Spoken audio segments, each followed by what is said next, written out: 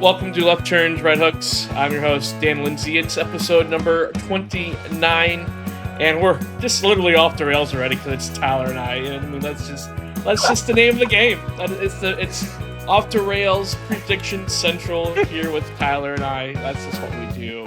Expect another 2-hour-long rabbit trail with us, but we love doing this. I mean, we do it every day, and we do it live for every day if we could.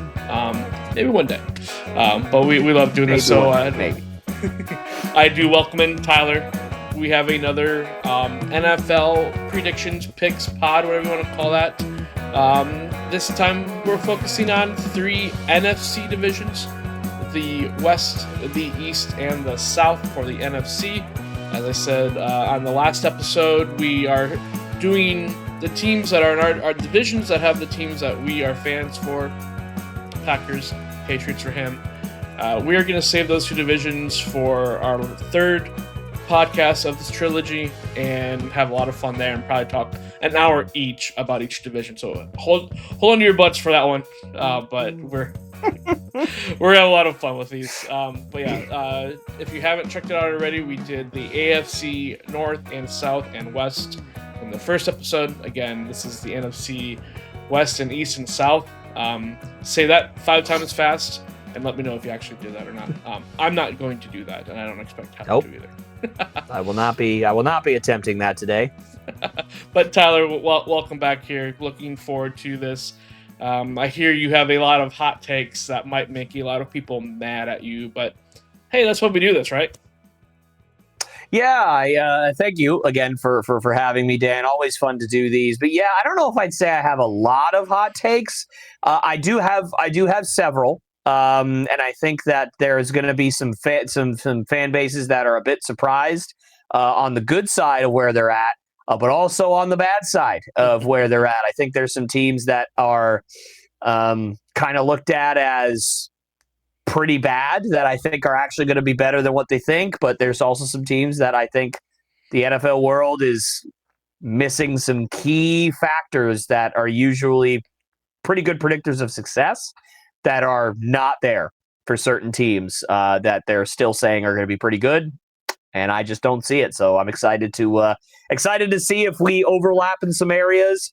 But I know my picks are a little all over the place, so I don't know if we will. It's going to be good. I have a feeling the bottom of the NFC South and the bottom of the NFC East, I imagine we will probably be fairly close on those.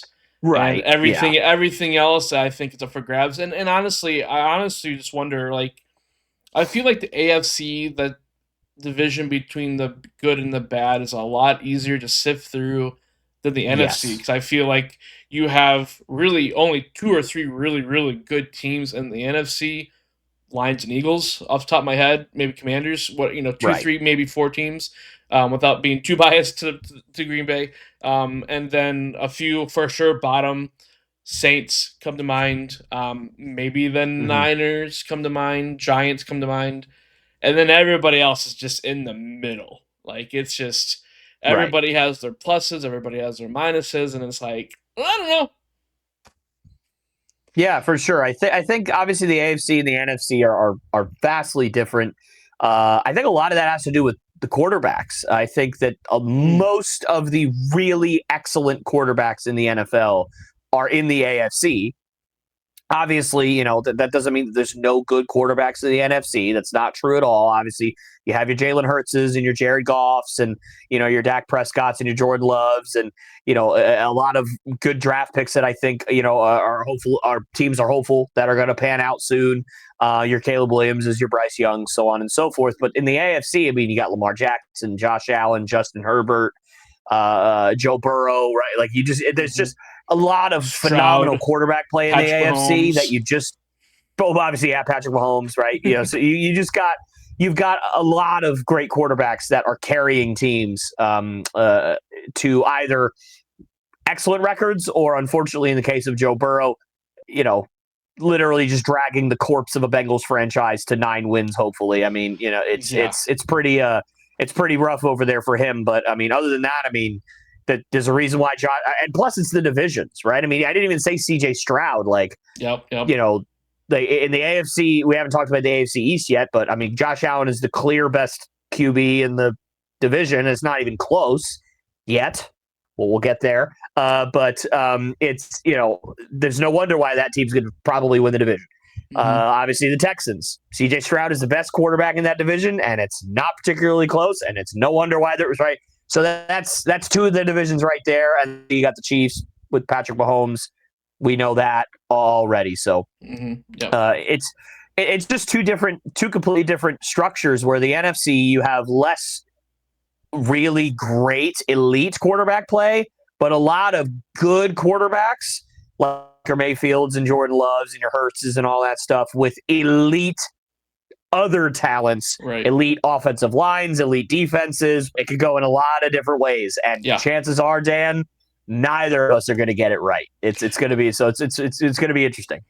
Yeah, no, 100% agree with you there. I think the NFC is almost a little bit more harder to predict. I have a lot of 50-50 playoff chances teams because, boy, I have not figured out those wild card teams. It's gonna be tough. I think kind of like how the last seed in the AFC is gonna be for 3 to 5, 6 different teams competing for that final spot. It's like you have like 6 or 7 teams competing for 3 spots. 6, 7, 8 teams competing for 3 spots in the NFC here. So, but yeah, let's kick it off here. We're gonna go through the NFC South, NFC East first year. Last year's Super Bowl champions reside in the NFC East, but we're gonna start from the bottom up like we did last week in the AFC. Predictions. So who do you have at number 4 in the NFC East, Tyler? Yeah, so this is actually a little bit closer than I think a lot of people are thinking at the moment, but I am still going to go with the New York Giants. I don't think they're quite there yet. I like some of the moves that they made this offseason, but honestly, nothing outside of the top couple of moves really stood out to me. I was a little bit surprised. That's not a word. Supplies is a word, but not surprised. Apparently supplies is now a verb. That's what I just figured out. Surprised is what I meant to say. That they re-signed Darius Slayton. I really thought that Darius Slayton, it felt like he was almost guaranteed to go, but they did bring him back. But other than that, I mean, you brought in Javon Holland, who is obviously one of the best safeties in the NFL. He's fantastic. He's still only 25 or 26 years old. He's got a great future ahead of him. You got him from the Dolphins. So that's a good move. Paulson Adebo, I think, is an underrated move for them as well. I like that a lot. But other than that, I mean, you didn't really do a whole lot to kind of move the needle in terms of free agency. You brought in a bunch of guys to fill out your depth, but not a whole lot of other star power. Which you wouldn't expect the Giants, obviously, to bring in a whole lot of star power because right now they're just not all that great. So their quarterback situation, I mean, you could have thrown a paperclip back there and it would have been better than what you had last year. So bringing in Russell Wilson, bringing in Jameis Winston, and then obviously drafting Jackson Dart in the first round. You're hoping that you got your QBs of the present and your QBs of the future all set up there. And then obviously, the biggest, I would argue, move of the offseason is drafting Abdul Carter number 3. I think he's going to be very quickly an elite pass rusher in the NFL, probably the moment he steps on the field for them in week 1. And plus, you're coupling him with Kayvon Thibodeau, with Brian Burns, with sexy Dexy Lawrence. That defensive line is going to be a problem for a lot of teams. But at the end of the day, your offensive line still has a lot of question marks. Your receiver core outside of Malik Neighbors has a lot of question marks. What is the health going to be like of Tyrone Tracy? Is he going to be back for week 1? Is he not going to be back for week 1? And behind him, what do you really have? So there's a lot of problems. Your secondary, even with Holland and even with Adebo, still has some question marks. And, of course, the linebacker core, forget about it. So, yeah, I don't think the Giants are going to get past 6 wins this year. So I still have them at 4. Yeah, and I'm at number 4 with them as well. The quarterback room, they're almost kind of the Browns of the NFC in the sense of, let's just bring all the quarterbacks. You were saying they had their quarterback of the present and future. And I think they kind of have a couple quarterbacks of the past and one of their future, and they just have, Well, and yeah, it's all fair going to enough. combine for their present. Because I mean, Russell, how was that downfall of Russell Wilson, man? Like that's unfortunate. It's his third team in 4th year, if I remember correctly here. Because Hmm. Denver 2 years and Third Pittsburgh team in and 3 years. yeah, 3 years. Sorry. For 2 years. 2 years, actually, technically, if you want to be specific, because he got released last offseason and signed with the Steelers last offseason. So he was on the Broncos, then he was on the Steelers, now he's on the Giants. So technically, it's been a year, actually, Yeah, or that 2 years. is crazy. But yeah, 3 teams after such a long tenure and some great highlights. Fortunately, unfortunately, depending on how you look at it, if you're a Packers fan. Um, but some Yeah, some well, amazing highlights. I mean, the fact that he would just literally run 20 yards back and come back up early in his career and still run for another mhm. 20 yards forward or pass it or whatever. Like amazing athletic talent that just isn't there as you get older, especially the quarterback. I mean, we've seen so Sure. many quarterbacks like that. It's just if they had athleticism, it doesn't always last forever. Um, I had, I did this a lot last week, but had to look at their depth chart. As of right now, it's very interesting. There, Jackson Dart's actually number 2 behind Wilson because they've Yeah. shoved Jameis down to number 3. Part of me wouldn't be surprised if Jameis actually is their starter by week 4 or 5 because Russell Wilson probably gets hurt somehow. And don't forget about It's Tommy possible. DeVito. Don't forget about Tommy DeVito. They still have him. They re-signed him. They're not going to keep 4 quarterbacks, dude. That kid's gone. Or Jameis is gone. Either one. I I mean, mean, one of those. They're not going to keep one of them. yeah, no. I mean, I don't think any team ever carries 4, even with the practice squad rules. A lot will only even carry 2. But anyway, yeah, no, it's yeah, I mean, one of the biggest mistakes he probably ever did was signing. We talked about Daniel Jones at length last week, so we don't want to beat a dead horse again. But one of the worst things they probably could do is give Daniel Jones a massive contract and not give Saquon that massive contract. If they had And done Xavier that, McKinney. And let and them both McKinney, go. I'm not talking. No. We got McKinney. Don't be wishing him back on the Giants Hey, now. I'm just saying they spent $40 million on a quarterback. If you combined the contracts of Xavier McKinney and Saquon Barkley, you're probably right around $40 million. Yeah, So a year. So like you could have kept them both, and could have kept instead them you both. decided to pay I don't even know, like one of those tackling dummies that you can get for practice or whatever, or one of Yeah. those dummies that you like, the crash pad dummies like in the cars for those like car commercials or whatever. And when did they give that extension to Jones? Was that 2 years ago or even 3 years ago? So that would have been, I believe, after the 2021 season, if I remember correctly. It was Okay. the one of 2 seasons where he had I think he only had 5 or 10 interceptions that year, but he only threw Right. 15 touchdowns. It's one of only 2 seasons he threw for 3,000 yards, other than his rookie season. Right. So And they gave him $40 million after a not terrible season. I can't stress enough, it wasn't a good season. It was a not terrible season. That was the floor that they went $40 million. It was not terrible. yeah, instead of um, paying Saquon, instead of paying McKinney, when you mentioned the safety, Holland, it's like when you're saying good young safety they got, it's like they had a good young safety. And the Giants have always been wouldn't known have for had their to pay as defense. much money as Javon Holland either. Yeah. And the Giants have always been known for their defense, and they've really reworked that defense. Thibodeau, I think Thibodeau and Carter, I mean, that's just going to be a big wrecking machine for them in their defensive. And Brian Burns. Yeah, and Don't forget about Burns. Brian Burns. That boy's good. Yeah, so I mean, all 3 of those guys, going to be massive for them. I'm with you. Giants aren't gonna be lucky to win more than 5 or 6 games. It's gonna be unfortunate for them, because I mean there was promise there not that long ago. It seems like. Hopefully Jackson Dart's good, and we talked about this last week too. Two things we talked about last year was a lot of the quarterbacks of, you're talking about that great play of quarterbacks in the AFC.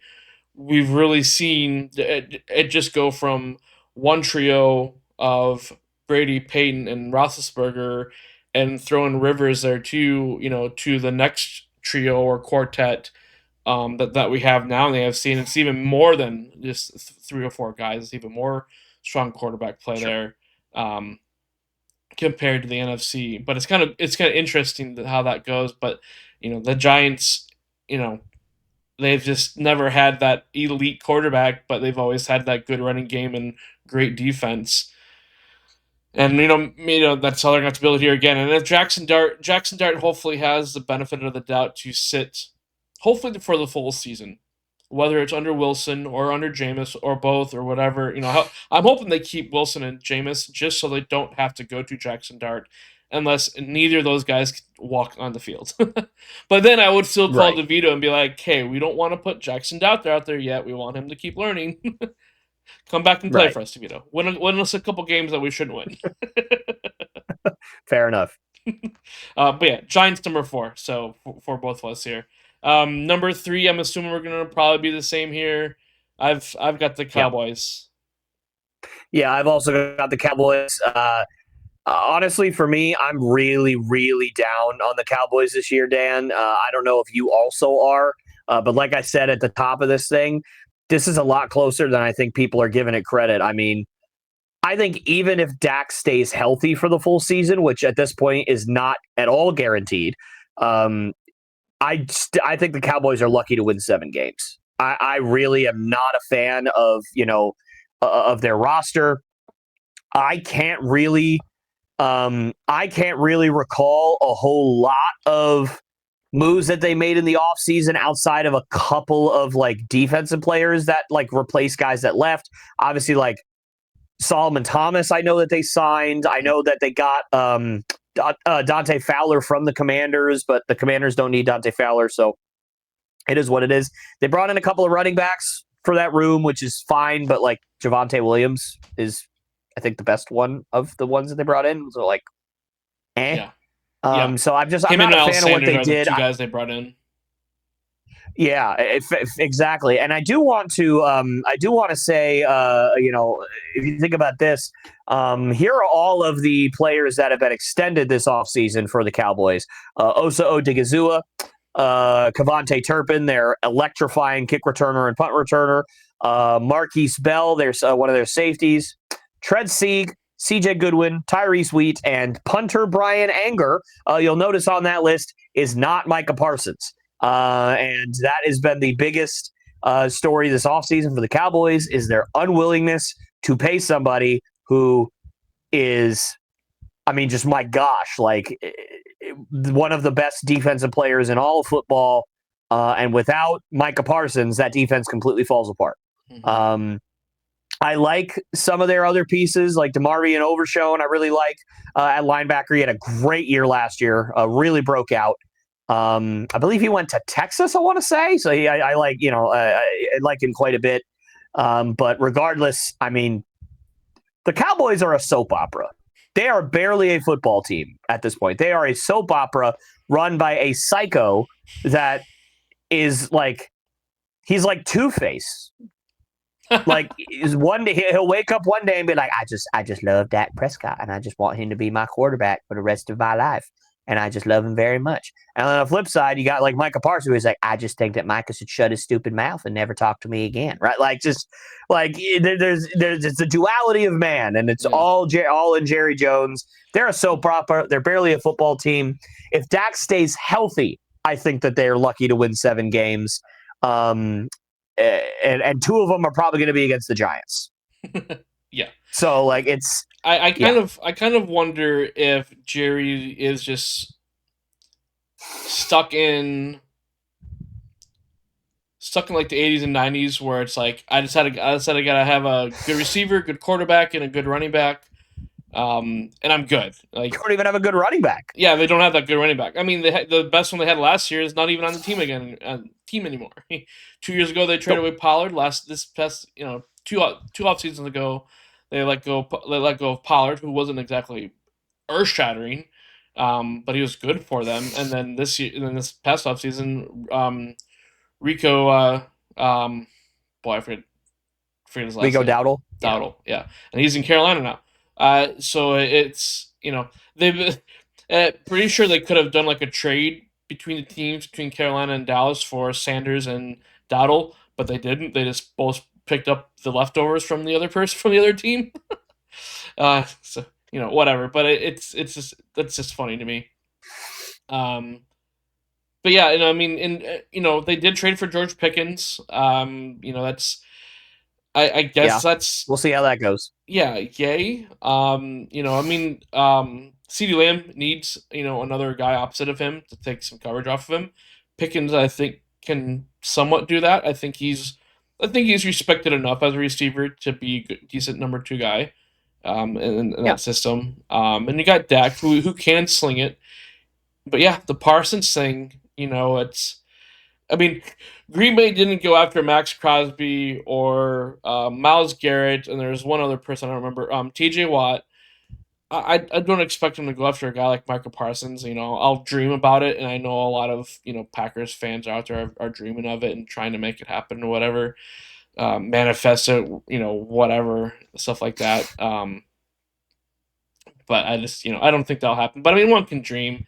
Do you think Sanders Parsons will end up staying, or do you think he's legit on his way out? Because I mean, I think he even did like a social media post of like, "Thanks, Dallas, it's been good." So I'd say in a normal circumstance he'd still be back. Because I think I think we've seen it a lot this offseason. A lot of big-time players have requested a trade, and then all of them have really re-signed and come back. I mean, especially on the pass rush side. I mean, you just named them. You basically just went on a hit list of all the best pass rushers in the NFL outside of Trey Hendrickson, who also just requested a trade, by the way, like 2 days ago as the time of recording, right? So, like, all the best pass rushers have pretty much all requested a trade, and all but Micah Parsons and Trey Hendrickson have re-signed with their team for tons and tons and tons of money. And by the way, Terry McLaurin also, it's looking like he's going to re-sign with the Commanders for like $30 million a year. So his trade request isn't going to go through. So that's just another one so you can see that this is more of a negotiation tactic for a lot of these players than anything. So it could be that. But Jerry Jones is a senile, crazy old man. And so I genuinely wouldn't be shocked if Micah Parsons walks in there. He's like, "Hey, I just want to let you know everything was a negotiation tactic. I still want to be here. We need to get this done." And Jerry Jones like, "Nope, you requested a trade. I hate you now. You're the worst human on planet Earth." And he's like, "Okay, but like, what about all these other people that just did the same thing? I'm just doing the same thing everybody else did. I don't care. I'm Jerry Jones. You can't do that to me." Like, I genuinely would not be shocked if that's how this ends. I do ultimately think he's going to stay. I think he actually really loves being in Dallas. And Dallas just, I mean, you got to remember this, right? He was an off-ball linebacker when he was drafted out of Penn State. He was not a pass rusher. The Cowboys have gotten the best out of Micah Parsons. So it's not like this was like he was a stud pass rusher when he got drafted and he just dropped in the lap of the Cowboys and the Cowboys have no idea what they're doing with him. No, they transformed him into what this is to what he is partially, obviously. Micah Parsons obviously has a lot to do with it, of course, himself, with all the hard work he puts in. But regardless, I just think that this is too good of a perfect like relationship, not in terms of like the aesthetics of everything, but the logistics of it, where the coaching and the scheming and all that stuff of what he does for them. I just think that he's too valuable for them to let go. I think ultimately they'll get a deal done. But yeah, man, I wouldn't be surprised if Micah Parsons is a Patriot soon. Like, again, they need pass rushers. They have draft capital. They have the amount of money to pay him. Like, it's a perfect thing. And I wouldn't be surprised, honestly, if I'm the Bengals,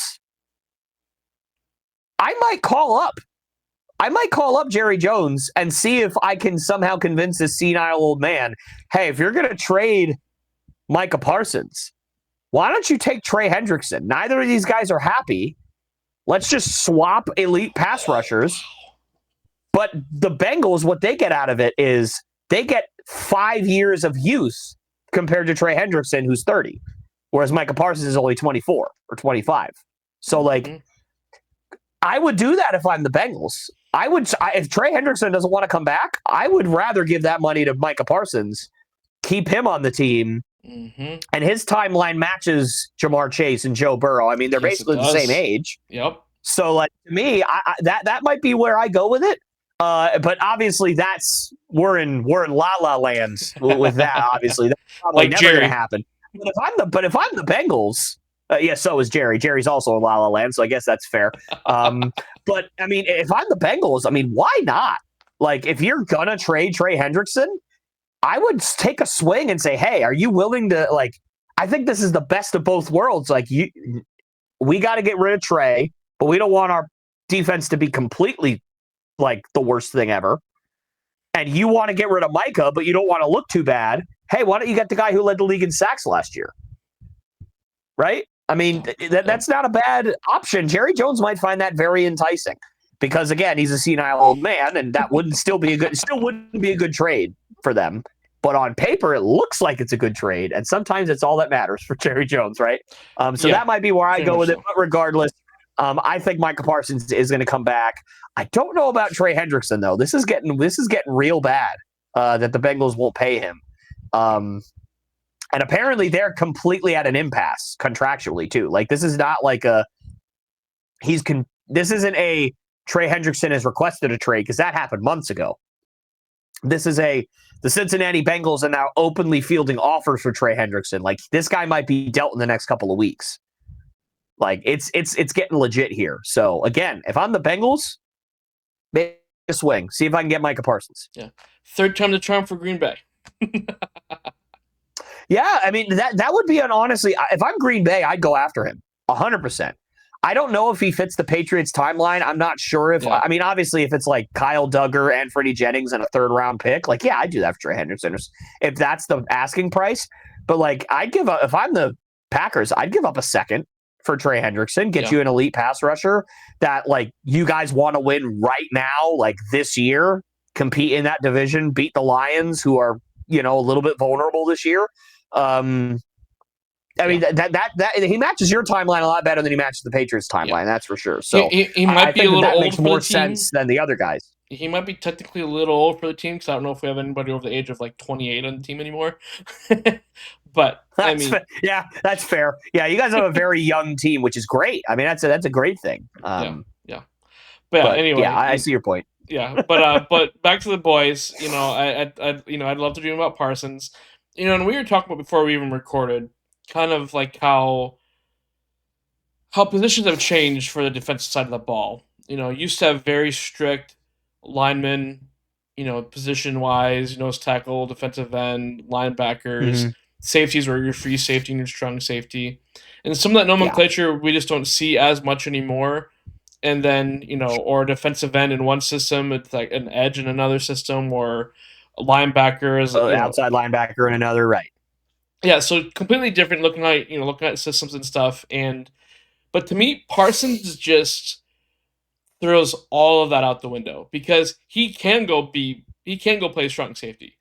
I don't know how great his coverage. I don't know if Micah Parsons can play strong safety, but I see your point. He's very versatile. Yeah, he's very versatile. I mean, he can rush the passer, he can play in the box, he can kind of sort of drop in coverage a little bit if he had to. Yeah. He's big, he's fast, he's strong. I mean, the guy's just a pure athlete. I feel like, kind of going to what you said of Dallas has made it work because he's been willing to make it work. It's been a good pairing, and he's been a nightmare for offenses because he just wants to get after it. He wants to win. He has that, competitive juice that Dallas needs.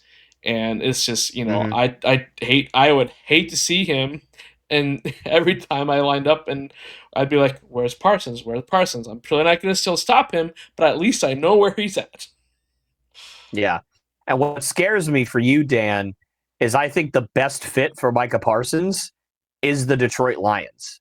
I think because they have every position skill-wise locked up. I mean, you've got your number 1, number 2, and number 3 receivers locked down. You got your quarterback of the future. You got 2 running backs. You got a great tight end. You got a phenomenal offensive line.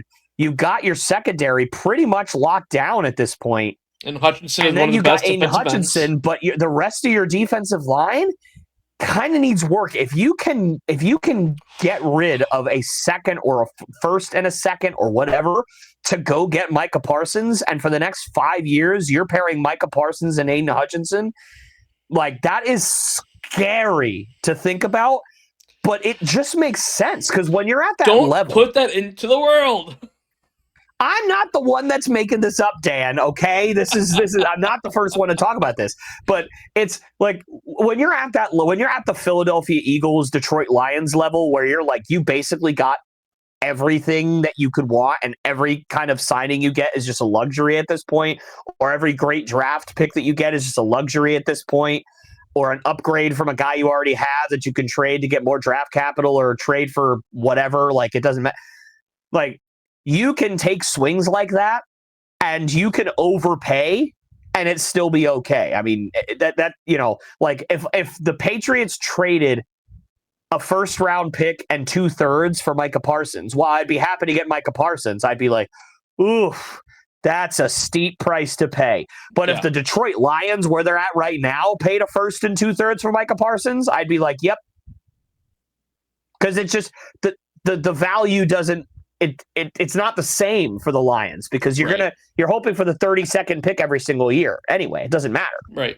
Like, you're hoping to win the Super Bowl for the next 5 years. And if you can get Micah Parsons, that might be the last piece of the puzzle for you, and you're good. Like, that's why I said in the 2020, was it 2021, 2022 when Bijan was drafted? I don't even remember.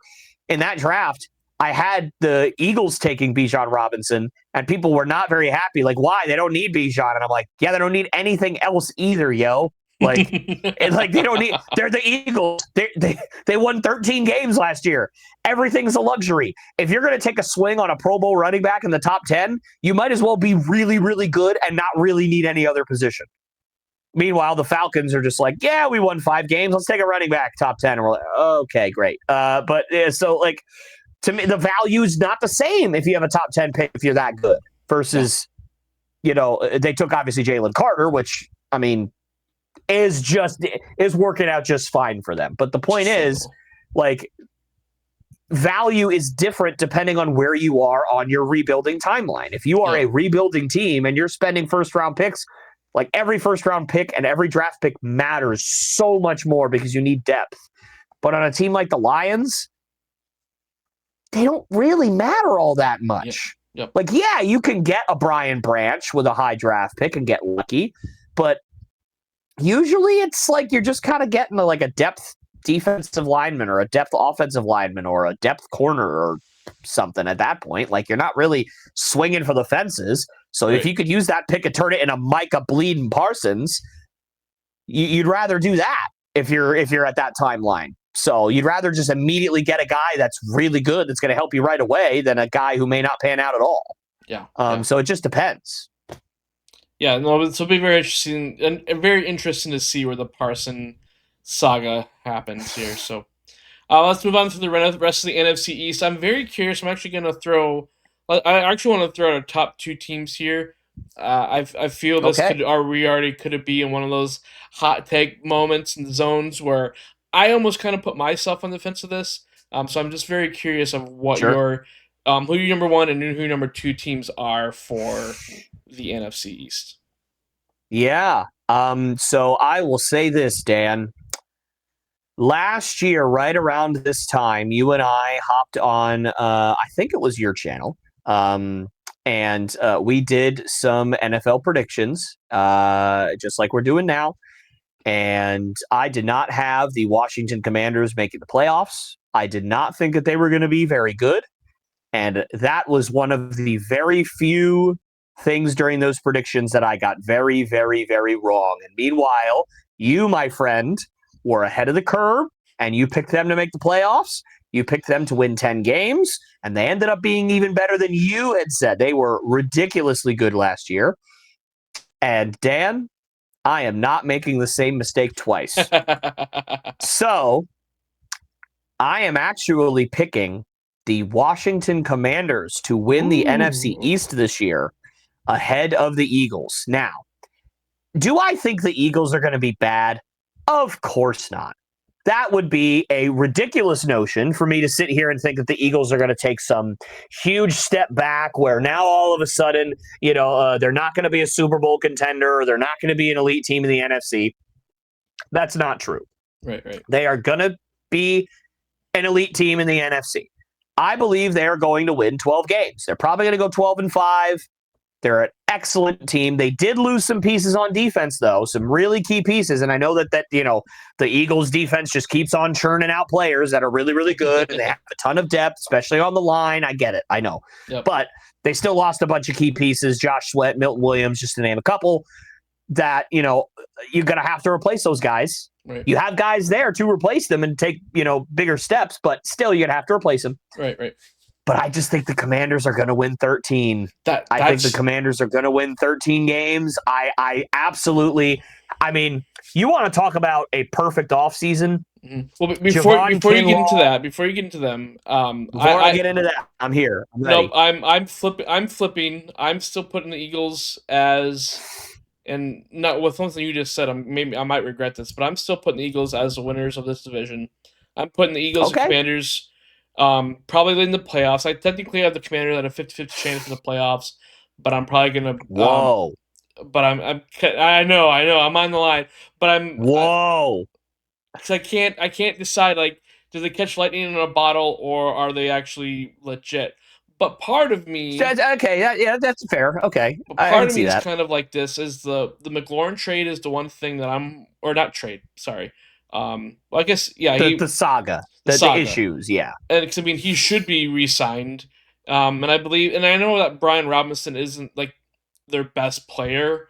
But I also know he's been a good player for them. I want to say I saw something about him looking for an extension or something too. They've been shopping him around. I mean, he had 1,000 yards for them back-to-back years. I mean, he's a good running back. Yeah, no, I mean, he's a very solid running back for them. So I'm like, could their offense, just be catapulted down, But they did trade for Debo, so that's where I'm kind of like, it was tough for me to figure out where to put them in this division because, the Cowboys, I wouldn't be shocked if they only won 6 games.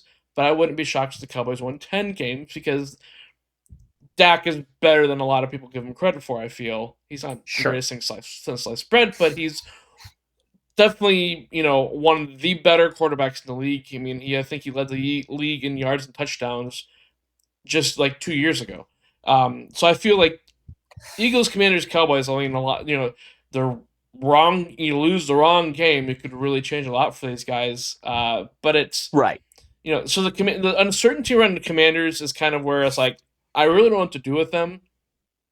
And I feel like the Eagles are going to be the one team that's going to buck the trend of making or winning the Super Bowl in very many recent years and not doing well once in the next season. And I think they'll buck that trend and actually do well this season.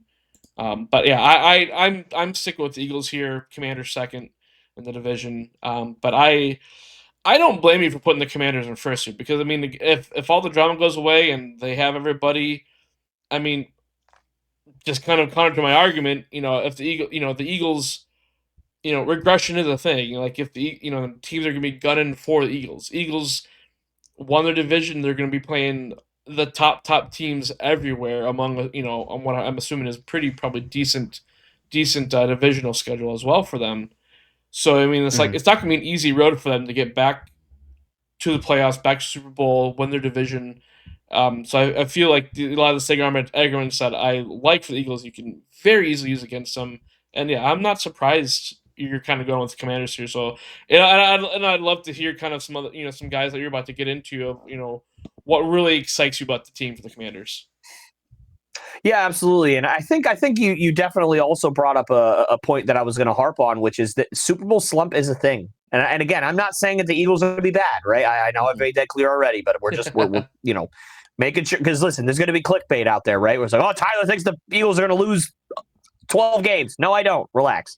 But I think they're still going to win 12 games, but I just don't. I think it's going to be one of those where like you can kind of tell that there's something off about them. They're still winning games, but they're not winning them as convincingly as they did last year. Last year, I mean, they were dominant for like the entire second half of the season. I don't think they lost a game for like from like week 7 on or something, or they lost like one game from week 7 on. Like they were just dominant. They've hit their stride and they just never lost again. Like they dominated for most of the year. I don't think that's going to happen this year. And then on the flip side, I mean, the Commanders, you talk about a perfect offseason.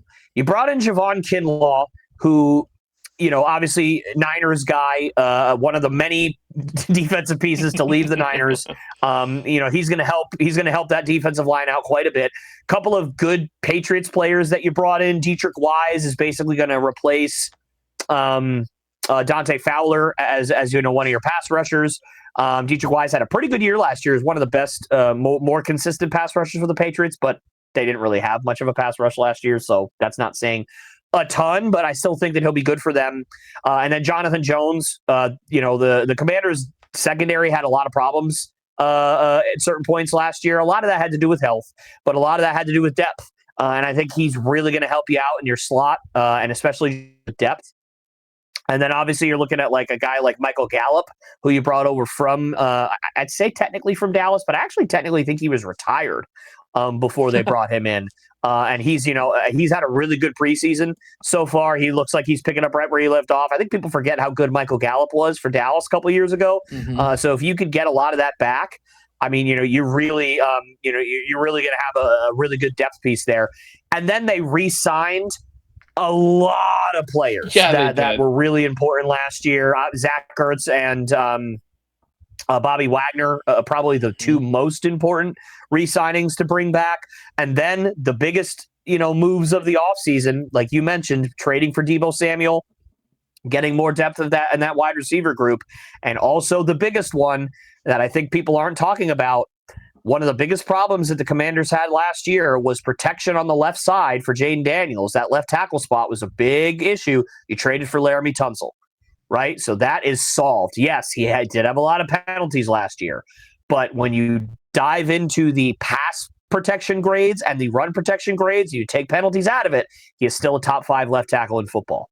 He just is statistically. He's an excellent protector for Jaden Daniels. And you're obviously hoping that last year was an outlier for the penalties and that he'll clean that up this year. But, I mean, you talk about a perfect offseason. I mean, you can't get much better than bringing in depth pieces, and obviously now I'm completely blanking on his name. The guy for the Marshawn Lattimore has an offseason to actually get used to the system. He's going to be a lockdown corner for you, and you're hoping he's going to be a little better than he was last year, for the second half. He didn't really do great for them, but, I mean, again, he was new to the team. It could just be he was learning the system, trying to figure it out. I think this team is going to be excellent. And yes, I'm betting on Jaden Daniels not to have a sophomore slump, which is not guaranteed. We saw what happened with C.J. Stroud last year, right? Could be a similar thing where teams kind of figure him out a little bit more and he regresses a bit. I'm betting on Terry McLaurin's situation getting solved before the season starts, which it sounds like it is. I've heard the rumblings that they're looking at re-signing him to about $30 million a year, which if that happens, then that'll be solved. I don't know what's going to happen with Brian Robinson, if they're just shopping him around or if that's just innuendo and rumor and everything's fine.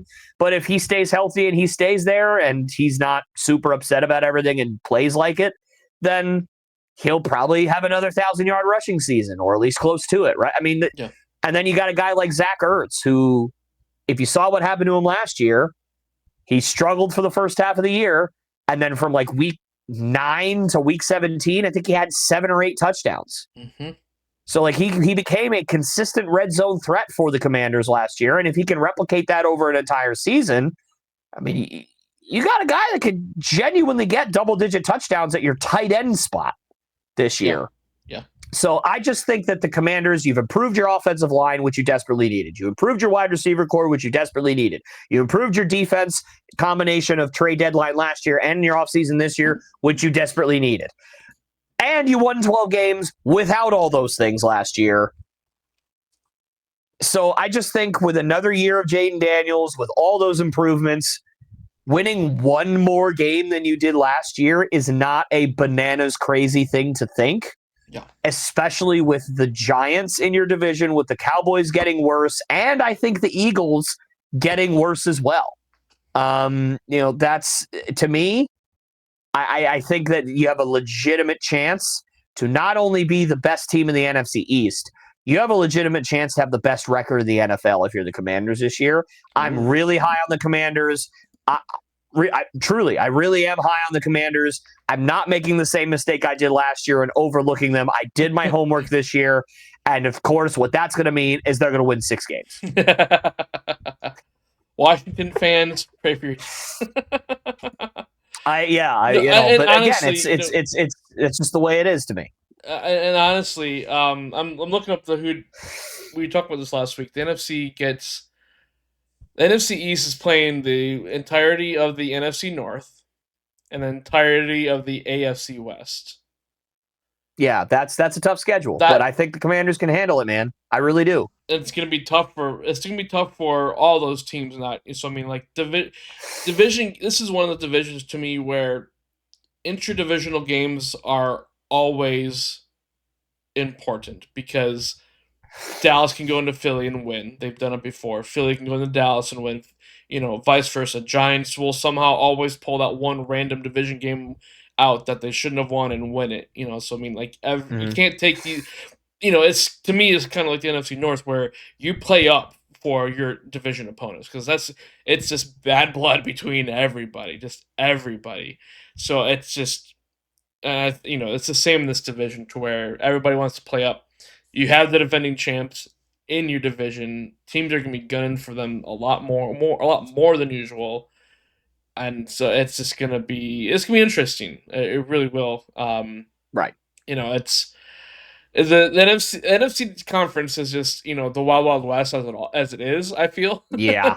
It really is, especially if, you're looking at a Philadelphia Eagles team that might struggle to get to 11 or 12 wins this year. Like, and the NFC North, you're not going to have three. I don't remember what the Packers record was last year off the top of my head. Like, you're not going to have 3 teams with at least 12 wins again. Like, that was bonkers. Yeah, I think it was a 12 wins, 13 wins, 12 wins, and 11 wins, I think, or something. No, something close to it. It was 2 15-1 teams, and then the Packers record. Oh, yeah. Because the Vikings lost more than one game last year, right? In the regular season? I don't think so.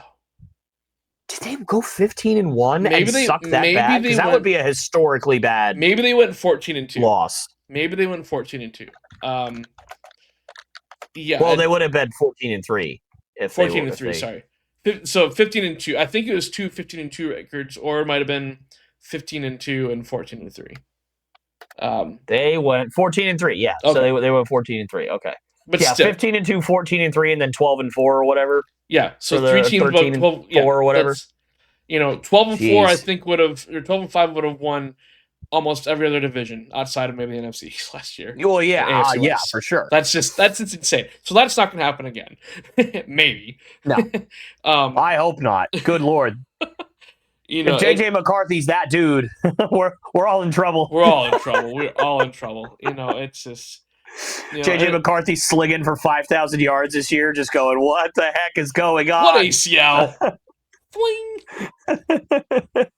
Yeah. Man. It's gonna be fun. I mean, I'd say all that to say the NFC is just the wild, wild west, and it all is gonna start here. Yeah, it's all gonna start here, I think, and yep. When you're the number one, you're that target's even bigger on your back. So, absolutely. All right. Well, it's speaking of the Wild West. Let's move over to the NFC West here, and we talked about this a little bit before we started our record, and I think we should just list all of our teams, and then we'll dive into each team because I have a feeling none of these are going to match. I think this will be one of the divisions that none of our teams are going to match. Except for maybe it's possible, because I think there's a lot of kind of how we were talking, Eagles and Commanders there for a minute.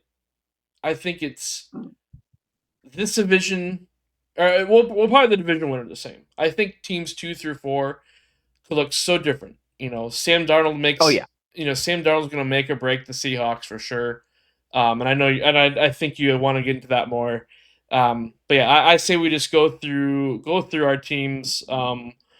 we'll still go through them one by one. So I want to know who your number 4 is. I'll say my number 4, and we'll go all the way up, and then we'll get into all the teams. So who's your number All right. 4 team in the NFC West?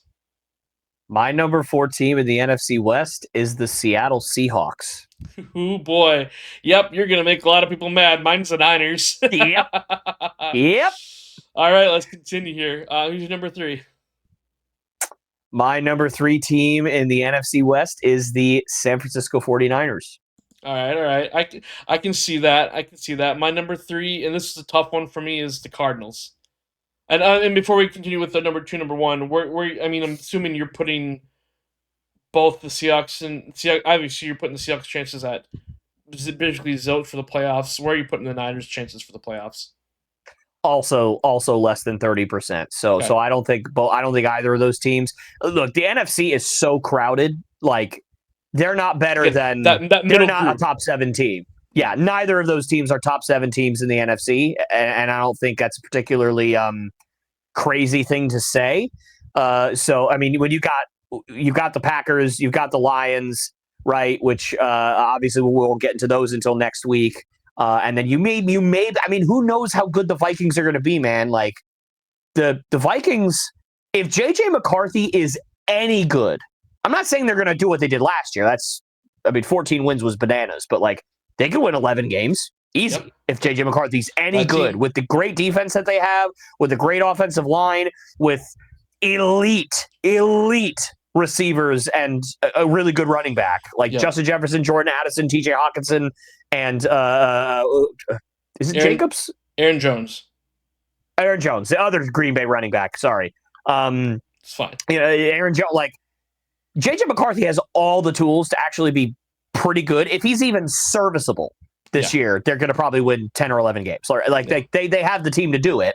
So unless he's horrendous, then they're better than the 49ers or the Seahawks, right? Yep. So I don't think it's a particularly crazy thing to say that neither of those teams are going to make the playoffs this year. Yeah. And my number 3 for the division is the Cardinals. I'm actually putting them at a 50-50 chance for the playoffs. But the Call of Duty game might throw that out the window. Yeah, I don't know if that's a legit thing. I think it's just rumored to be coming out in November right now. It might come out next year. Who knows? But yeah, if there is a Call of Duty game in November, yeah, the Cardinals might be in big trouble. They may not have a quarterback for the last 6 weeks of the season. They better win as many as they can before November. Yeah, they better go. They better go 11-0 for the first 11 games. Well, speaking and then of the Kyler's Cardinals, going to be like, "Yes, I have game today. I have Call of Duty game today. I play, and I'm in basement. I like it here. Please, Mom, get my pizza rolls." Who is your number 3? Who knows your number 2 team in the NFC West? My number 2 team is the Arizona Cardinals. Gotcha. Since I've already said them, my number 2 team is the Seahawks. I put them at a 50-50 chance to make the playoffs again. Cardinals, Seahawks, Cardinals. I was honestly very torn on who to flip there. Sure. I see Niners. We'll get into them in a minute, but I see the Niners as just I don't know what to think of them right now. But that leaves our division winner then as the Rams. We both have the Rams winning that division, and yes, it's gonna be honestly no one really stands out as to really be able to compete with them unless they just do horrible out the gate. It's out the gate or something, if Matthew Stafford is not healthy, then it's certainly possible. If you got 87-year-old Stetson Bennett as your quarterback all year, then you have a chance. Woo-hoo. Yeah, I mean, it's funny. I'm taking a class right now. A guy used to do a lot of videography and news stuff for college football, especially down in Central Florida. And he actually told me that he got footage of Stetson Bennett when Stetson Bennett was a freshman in 1985. So that was really cool that he got to do that. So that was that's really nice. No, obviously I tease, but I know he's not. If Matthew Stafford's not healthy, then this all kind of goes out the window, of course. And we don't really know where Matthew Stafford's health's at, but we're betting that he's going to be healthy. Wait, is Stetson Bennett older than Matt Stafford? No, God, no. Matthew Stafford's got to be like close to 40. I don't think he's that old. I think he's probably 30. Stetson Bennett right now. But I don't think Matthew Stafford's got to be pushing 40 at this point. So no, I don't dude, think he was like 20 when he entered the league. No, Stetson Bennett was like 28 when he entered the league, buddy. I meant Stafford. Oh, I was about to say. I was like, no, that's the whole joke, is that he was a billion years old. He was in college for 17 years. Actually, you know who the Rams backup quarterback listed on the ESPN depth chart is right now? Oh, no, it's Jimmy G, isn't it? It is. Oh, wow. Oh, that's even worse. Poor Davante Adams. How does this keep happening to Davante Adams, by the way? That'd be the second time that happened to him. I swear, Green Bay would still have Davante Adams if Aaron Rodgers hadn't been like, pony up, Green Bay, I want my money. I finally want my money. Because we had to choose between either paying him or Davante Adams. If we would have refused to pay Rodgers and just moved on from him just a little bit sooner, we could have paid Adams. And now we wouldn't have the receiver depth we have right now. I don't know how that would look because, I who knows what happens there. But heck, we might even still have Aaron Rodgers if we would have been able to keep Adams. I don't know. But I blame Aaron Rodgers. Sorry. I mean, fair enough. I just more meant like the fact that Davante Adams got tricked into signing with a team that had Jimmy Garoppolo on it, and now Jimmy Garoppolo is going to be his quarterback again, like he was in Vegas. And literally, there's video of Davante Adams like being so ticked off at Jimmy G for being like horrible. And like now he's sitting there going, "Oh my God, it's happening again! It's happening again! I can't believe that! I can't believe it's happening again!" So it's like he's locked in this like parallel loop universe that just keeps repeating. Jimmy G he's like the ghost of Jimmy G just keeps haunting. The G stands for ghost. It just it's. The ghost Rapolo is never letting Davante Adams just play football. Again, we're betting on Stafford being healthy. Obviously, if he's not healthy, this is going to go completely out the window. But yeah, I'm betting that he'll be okay for the year. Yeah, hopefully he is. And I'm just going to keep this tab open over here. But the NFC West, man, their intra-conference and interconference divisions are probably the easiest in football. They get the AFC South and the NFC South. Yeah, you definitely have a chance to, and plus their division itself is one of the weak ones in football too. So like, you have a real chance if you're the Rams. If Stafford's healthy, you have a real chance to win 12 games. Yeah, like 14. You do. I think 14. Sure, I would put them at 14.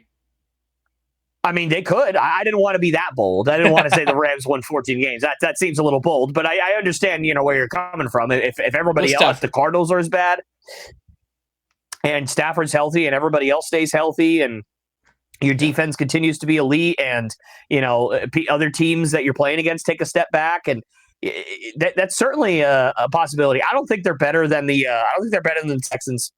They might be on the same level of the Texans, but their defense is definitely better than the Texans' defense. But their offense, even with every piece, I kind of like the Texans a little better.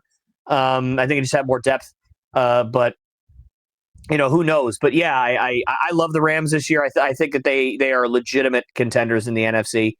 And again, in this division, you have it, and with, again, like you said, with the schedule, which I'm glad you brought that up because I was going to bring that up a little later too. I mean, you have a real chance if you're the Rams here to run it back like you did a few years ago. Yeah. Let's kind of we'll flip the script a little bit in this division. Let's just talk about Seahawks next. I have them too. I put them on a borderline contender playoff contender status. For them, they brought in Darnold, but I know you have a message for all the Seattle Seahawks fans that seem to be in love with Darnold right now. Take it away. So every year there is at least one, if not multiple, but at least one team that everybody thinks is going to be a contender or really, really good that ends up just not being there. Last year, it was the 49ers. I think a lot of people picked the 49ers. I think maybe even myself included. I think I picked them to either go back to the Super Bowl or like go to the NFC Championship. Like a lot of people were really high on the Niners from a couple of years ago, obviously. And last year they just were their health just completely annihilated them. A lot of guys took a step back. Obviously, Brandon Ayuk tore his ACL. Debo wasn't healthy for a lot of the year. Didn't play like himself. Brock Purdy was hurt. McCaffrey barely played. Their defense was completely destroyed with injuries. Like they just got the injury bug real bad. Ended up kind of blowing up their team. Now they had to pay Purdy, and now it's a disappointment. But every year there's a team like that just disappoints. And I think this year the Seattle Seahawks are going to be that team. I think a lot of people are looking at what happened with Sam Darnold last year. 14 wins, obviously an unbelievable year for him. I mean, I could not be happier for the guy. By the way, like I was one of those guys that when Sam Darnold was drafted, I thought he was the best quarterback in that draft that night. Like I would have picked him number 1 overall if I was the Browns. Like if I had an option, he's who I would have picked. I loved his tools. I thought he was really good in college. I thought he was smart. I thought he could read NFL defenses. And obviously for a long time, I looked like I was completely wrong. And then you had this year that kind of felt vindication. And you're like, good for Sam Darnold. So I couldn't be happier for the guy, right? This isn't any shot at like the person of Sam Darnold or the story or anything. But historically speaking, Sam Darnold does not do well when your offensive line is bad. I mean, you saw last year. I mean, he got a little bit of pressure in the playoffs and he completely melted. He completely just didn't know what to do. Yep. And if we remember, Sam Darnold has one of the most quotable moments in NFL history against the Patriots. I'm seeing ghosts. Not great. That's bad, right? Like, that's not good. Like when you're out there and he's like, I'm seeing ghosts. I have no idea what to do because the team. And by the way, it's not like the Patriots have had elite pass rush for the last decade. They haven't. Like they've been average at best, if not piss poor for the last decade at pass rush. So it's not like you're out there, and Micah Parsons is haunting hell out of you, or TJ Watt is, sacked you 3 times and you're like, oh my God, we can't stop this guy.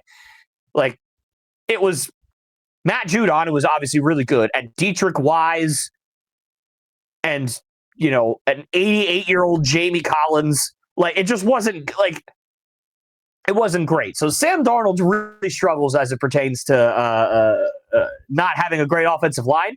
And you went from having one of the best offensive lines in football last year to having one of the worst offensive lines in Seattle. Sure, they drafted Greg Zabel in the first round. Cool, you upgraded one of your guard spots, but you didn't really do a whole lot else because the only other offensive lineman you signed this year was Josh Jones.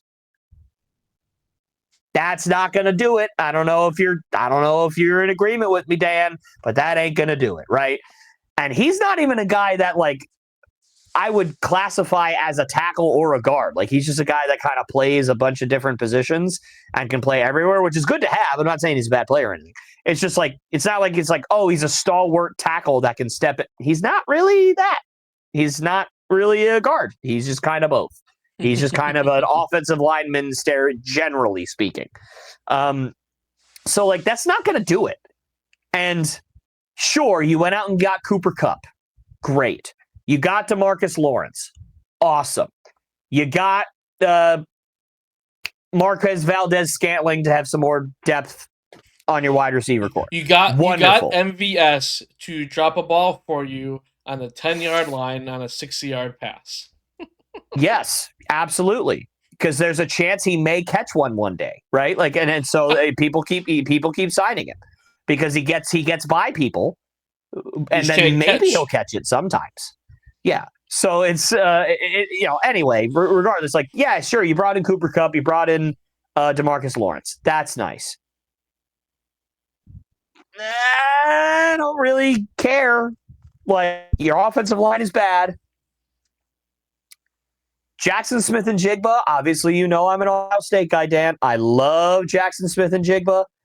When during that draft, I was like, the Patriots either draft Christian Gonzalez or draft Jackson Smith and Jigba. When we get to, I don't know if we had 11, pick 11 or 12 or whatever, and then we traded back. And I'm like, come on. And they were both there. And I'm like, pick Gonzalez or pick Njigba. And they picked Gonzalez. And I was like, I'm fine with that. That's great.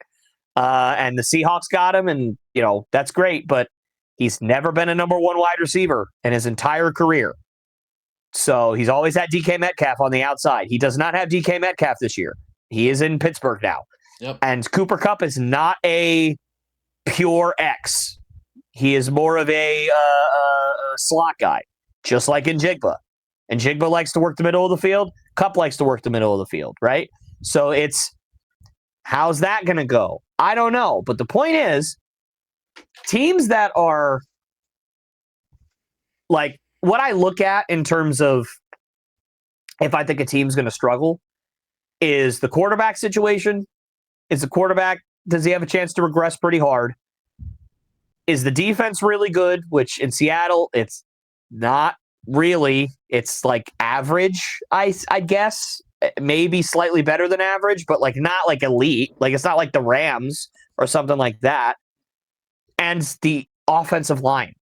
And all three of those have a chance to completely go wrong if you're Seattle. And I think if Sam Darnold struggles the first couple of weeks, like I have to look this up, but do they play the Rams in the first couple of weeks? Yeah, I don't know why are you looking it up, but I kind of like a couple of the guys that they got on their defensive line. I think Byron Murphy was a draft pick from last year. But I mean, I'm looking at this list and I'm thinking this defensive line or defensive front is probably a little older than what I probably think it is, because I just looked up Jaron Reed and he's actually over 30.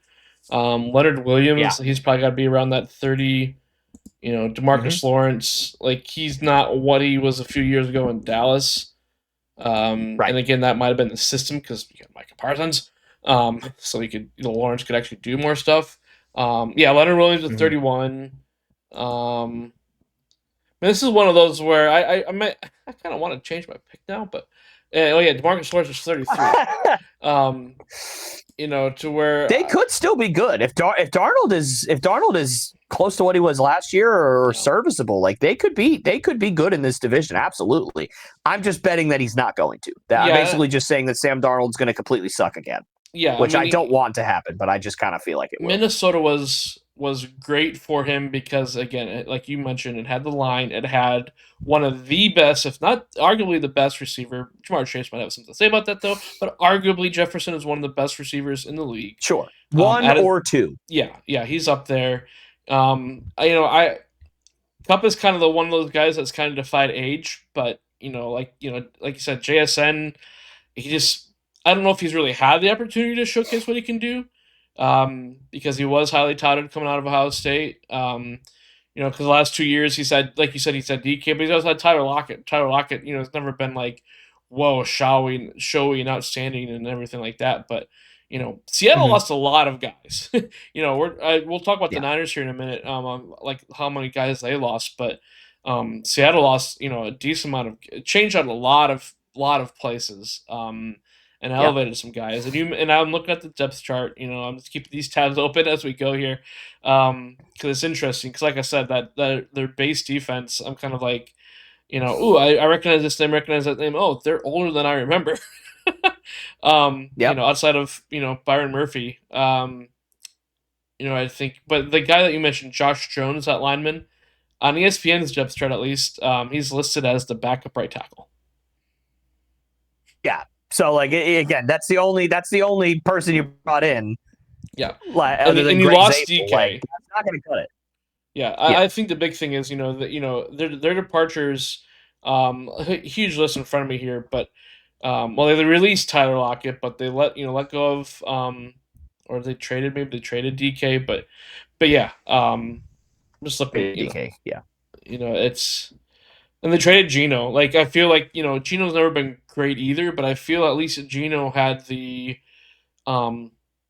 he had the presence and he got better with age kind of thing to where, he could at least get you out of jams. I don't think he can really get you out of jams. He's going to be, here. No. Go get it, Kupp. Here, go get it, JSN. Oh, darn. Here you go, Kenneth Walker. Oh, you just hurt your knee again. Yeah. Here you go, Yeah, that Charbonnet. too, by the way. A lot of their success in the last 2 years has been because of Kenneth Walker, and Kenneth Walker's health at this point is not looking great. I mean, this is what, 2 knee injuries now? 2 Yeah, massive I knee don't injuries for the guy, and remember. at that point, like that's not good. It's not good for a back.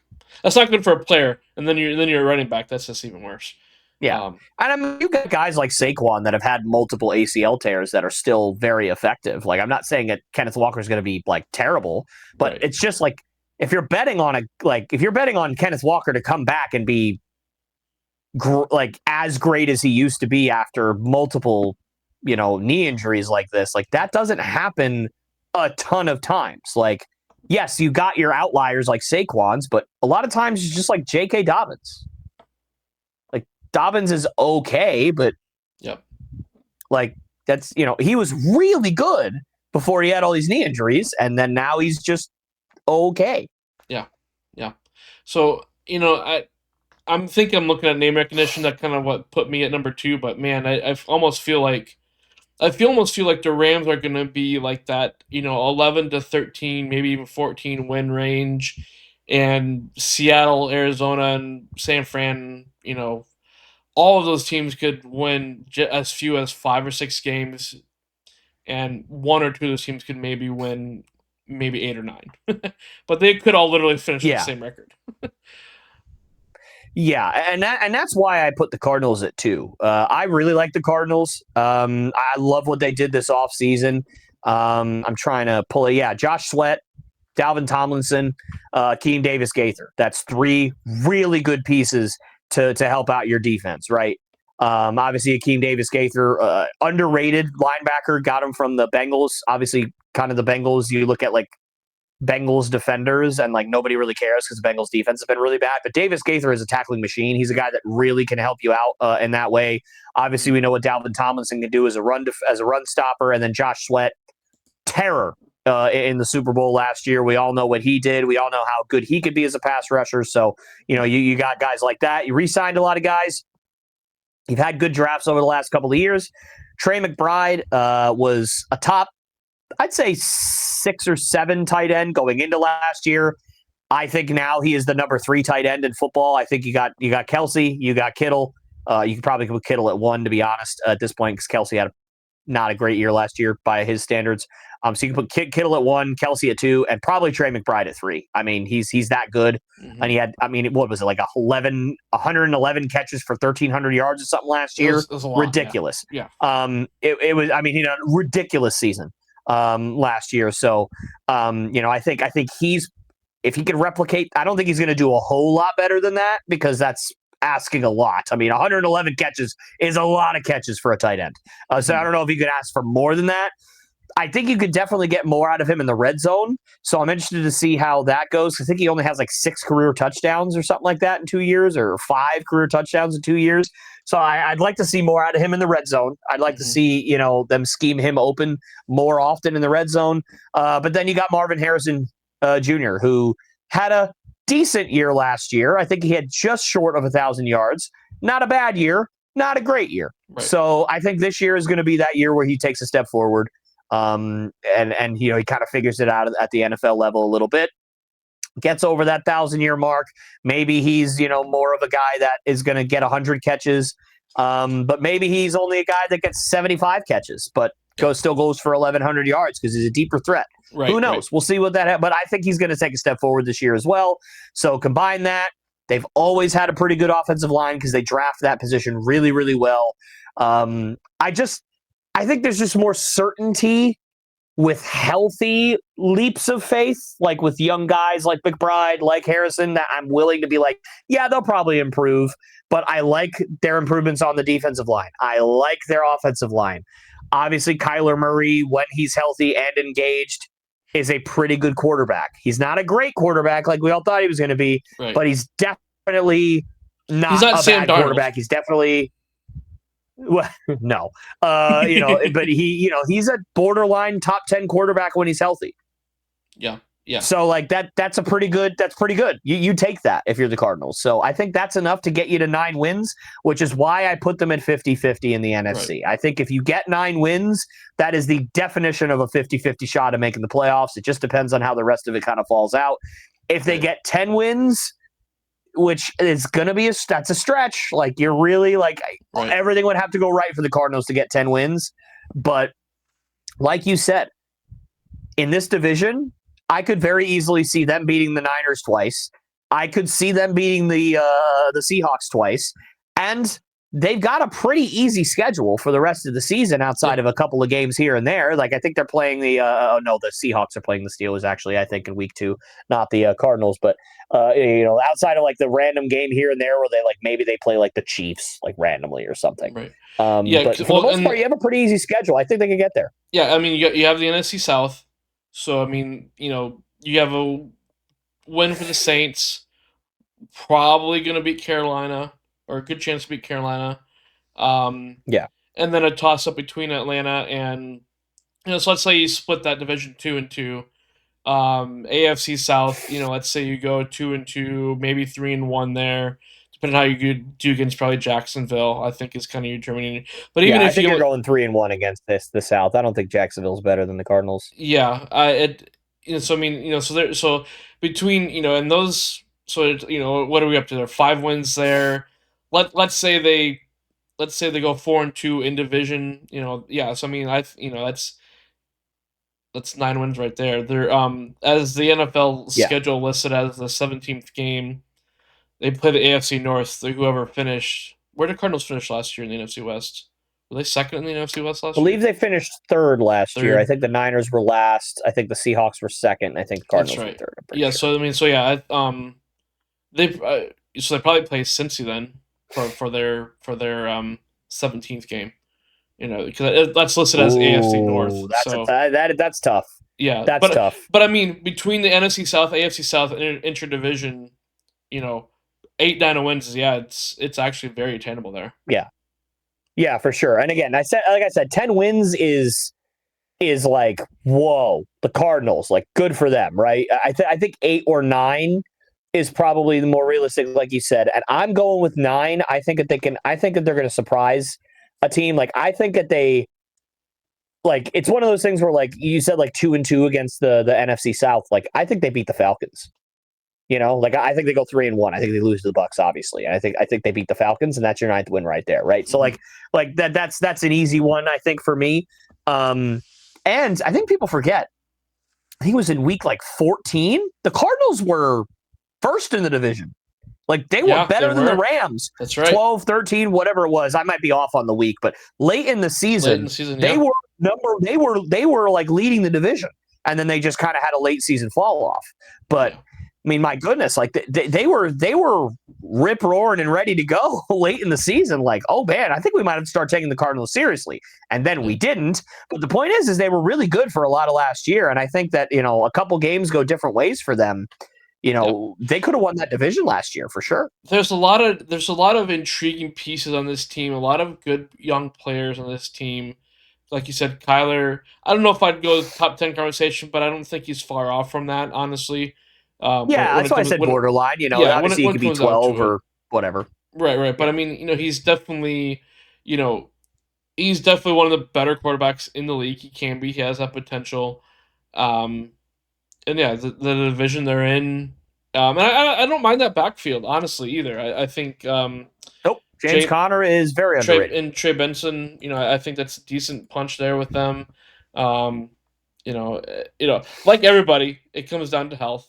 But I mean, a pairing of, how often do we see a really good tight end and a really good receiver get paired together with a good quarterback and have amazing success? We see it pretty often, and I mean, the Cardinals might be that next team to say that. So yeah, I have them at number 3 in the NFC West, though I maybe want to argue number 2 now, kind of like you have them, but we have them both as like a 50-50, like, the right things fall their way. They could maybe actually make the playoffs.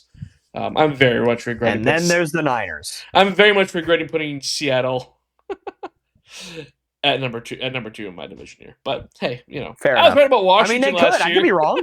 everything could go right. The Darnold might be amazing. Who knows?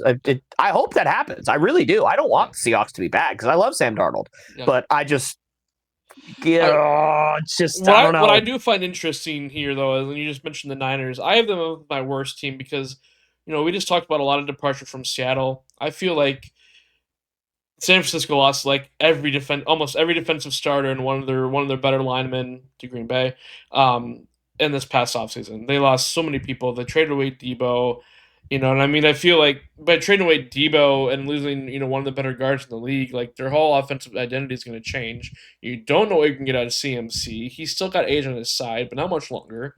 But I mean, bouncing back from ACL isn't always, the best thing. We've seen good players come back from it well, and he's one of the best backs out there. But I mean, how much do we trust Purdy anymore? Kittle's not the youngest out there anymore, but he is one of the better tight ends in the league, as you just mentioned. But to me, it's just like, you lost so many people. That's where I kind of have them at 4. And I through our conversation, I'd redo this, I'd still probably keep them at 4 and Seattle at 3. So I'm very curious what kind of put the Niners just above Seattle for you here. Yeah, so I think to me it was just kind of like the bold take of it, right? Where I really think that the Niners are gonna struggle quite a bit. And for me, I think the Niners, like, people are just writing them off now. Like 2 years ago, this team was in the NFC Championship game. Yep. Mm-hmm. Or in the Super Bowl, actually. 2 years ago, I think, right? Am I out of my mind? They were in the Super Bowl 2 years ago, right? Were they? Yeah. To the Chiefs, right? Yeah. Am I stupid? 2 years ago. No, they were in the Super Bowl. Yeah. Yeah. 2 years ago. Wow. Like this is not a bad like foundational team, right? Yes, they did lose a lot of players on defense, and that's bad. Like we all know that. Obviously, I'm not sitting here trying to make that all go away. And really, they didn't do much to replace those guys either. So you're banking on your depth, you're banking on your draft class.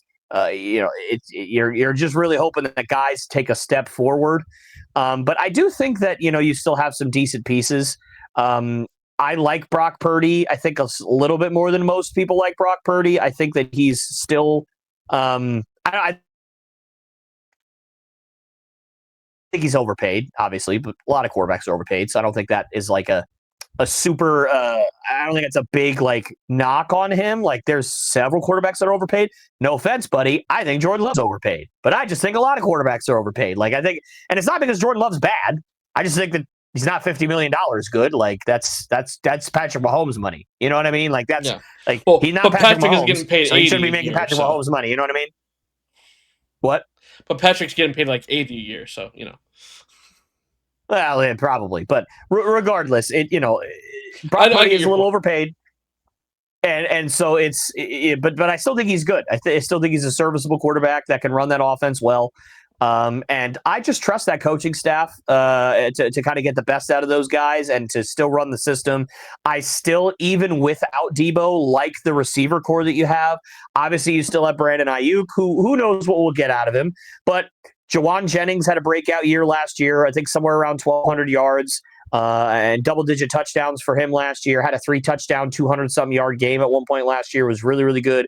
Mm-hmm. Ricky Pearsall was a first-round pick who is going to get a much bigger role this year in that offense. Yeah. I don't remember, what was it? Jordan Mason? Was that their other running back that was without, that came in and replaced Christian McCaffrey, and he was doing really well before he ended up getting injured at some point last year. So they still have some good pieces. I don't think either the Seahawks or the Niners are going to do particularly well this year. I think 6 games is probably a cap for both those teams. But I just think, like maybe the Seahawks win 5 games, Niners win 6, or maybe that both win 6 and the Niners just win the tiebreaker for whatever reason. Right. Like it's not like it's one team's 4 wins, one team's 7 or something like that. They're both pretty close. I do think the Niners are going to be bad this year for sure. But I just, for whatever reason, I just think that even though it probably is not a good idea to think that they're going to stay healthy this year, I just don't think that a team that got that unlucky last year with the injury bug is also going to be that unlucky again this year with the injury bug. I think that they're going to I think that the football gods or the injury gods are going to give him a little bit of relief, and it's not going to be quite as deadly as it was last year. And so we'll see. Whereas I think with the Seahawks, like if Jackson Smith and Jigba goes down for 2 weeks, like that's 2 guaranteed losses. Like Sam Darnold's not going to be able to just throw to Cooper Kupp 20 times a game, even though I'm sure Cooper Kupp would not mind that at all. But it's just it's not going to work. I mean, you don't have really a tight end over there. By the way, we haven't even talked about George Kittle, or I haven't talked about George Kittle. I know you did, but like you don't have a tight end in Seattle either. Like who's your tight end? I don't know. Like they've almost like never had a tight end out there. Noah Fant's gone. Yeah, Noah Fant's gone. I don't know who their tight end is now, but like. Compare the tight ends, at least a security blanket. Like, at least Brock Purdy can throw to George Kittle on third down if all else fails. And by the way, Jawan Jennings is one of the most effective third down wide receivers in the NFL last year. Okay. I felt like I watched like a 5-week stretch where like every third down was being caught by Jawan Jennings, it felt like. Like, he just gets open on third down. He knows what he's doing out there. Whereas Sam Darnold, he doesn't have that security blanket. Like, sure, you got Njigba, you got Cooper Kupp. Cooper Kupp is a great third down receiver when he's healthy. But Cooper Kupp wasn't healthy for a lot of last year. And he wasn't healthy the year before. And he wasn't really healthy the year before that. So are you going to bank on Cooper Kupp to be that guy set for 17 weeks? That's a tougher ask, right? And Jackson Smith and Jigba's never been that guy. So you can't really bank on him doing it either because he's never been that guy. Yeah. So it's just you're taking a lot more leaps with the Seahawks, I think, in terms of the outer edges, right? As compared to the Niners. I think that's ultimately what does it for me. Your tight end in Seattle is A.J. Barner. Right. I heard of him before now. I thought you were going to say you did. Nope. No idea. Never heard that name before in my life. I'm sure he's a nice fella. I just don't know who you are, bud. And I know most players in the NFL, and I don't know who A.J. Barner is. So he is a second-year player out of Michigan. Second-year player out of Michigan, drafted in the 4th round last year. Phenomenal. Great. Good luck, Seattle. Buddy. I hope you get 85 catches. A.J. Barner, I hope you get 85 catches this year, my guy. I hope you are the number 1 fantasy tight end at the end of the year, dude. I hope you're the man. Good luck, A.J. Barner, because, like, good grief, like, what other 4th-round tight end in the NFL that was just drafted last year is going to be a starter this year? I mean, what is that? Is there any other team with that? No, not even close. Just A.J. Barner. Good for you, buddy. Good for you. I'm happy for you, man.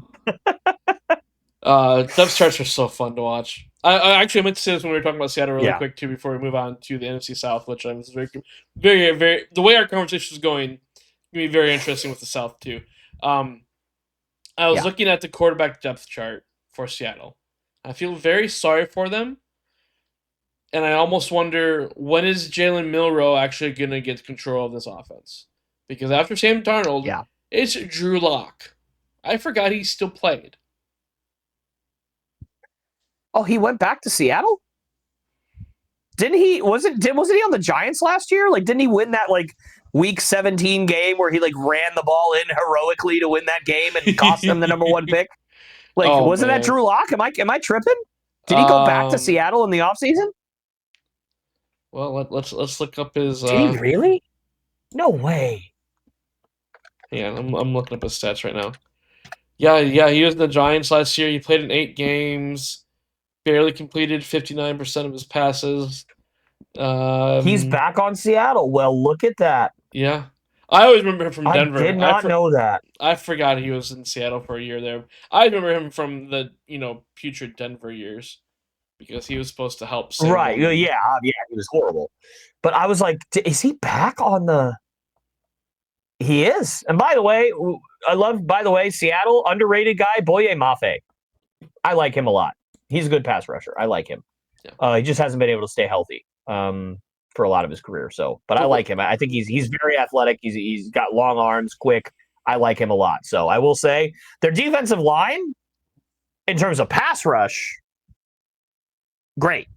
But in terms of run defense, like worse than the NFL bad. Like I would be surprised if they were not bottom 5 last year. I'd have to look it up in terms of run prevention. They were pretty bad.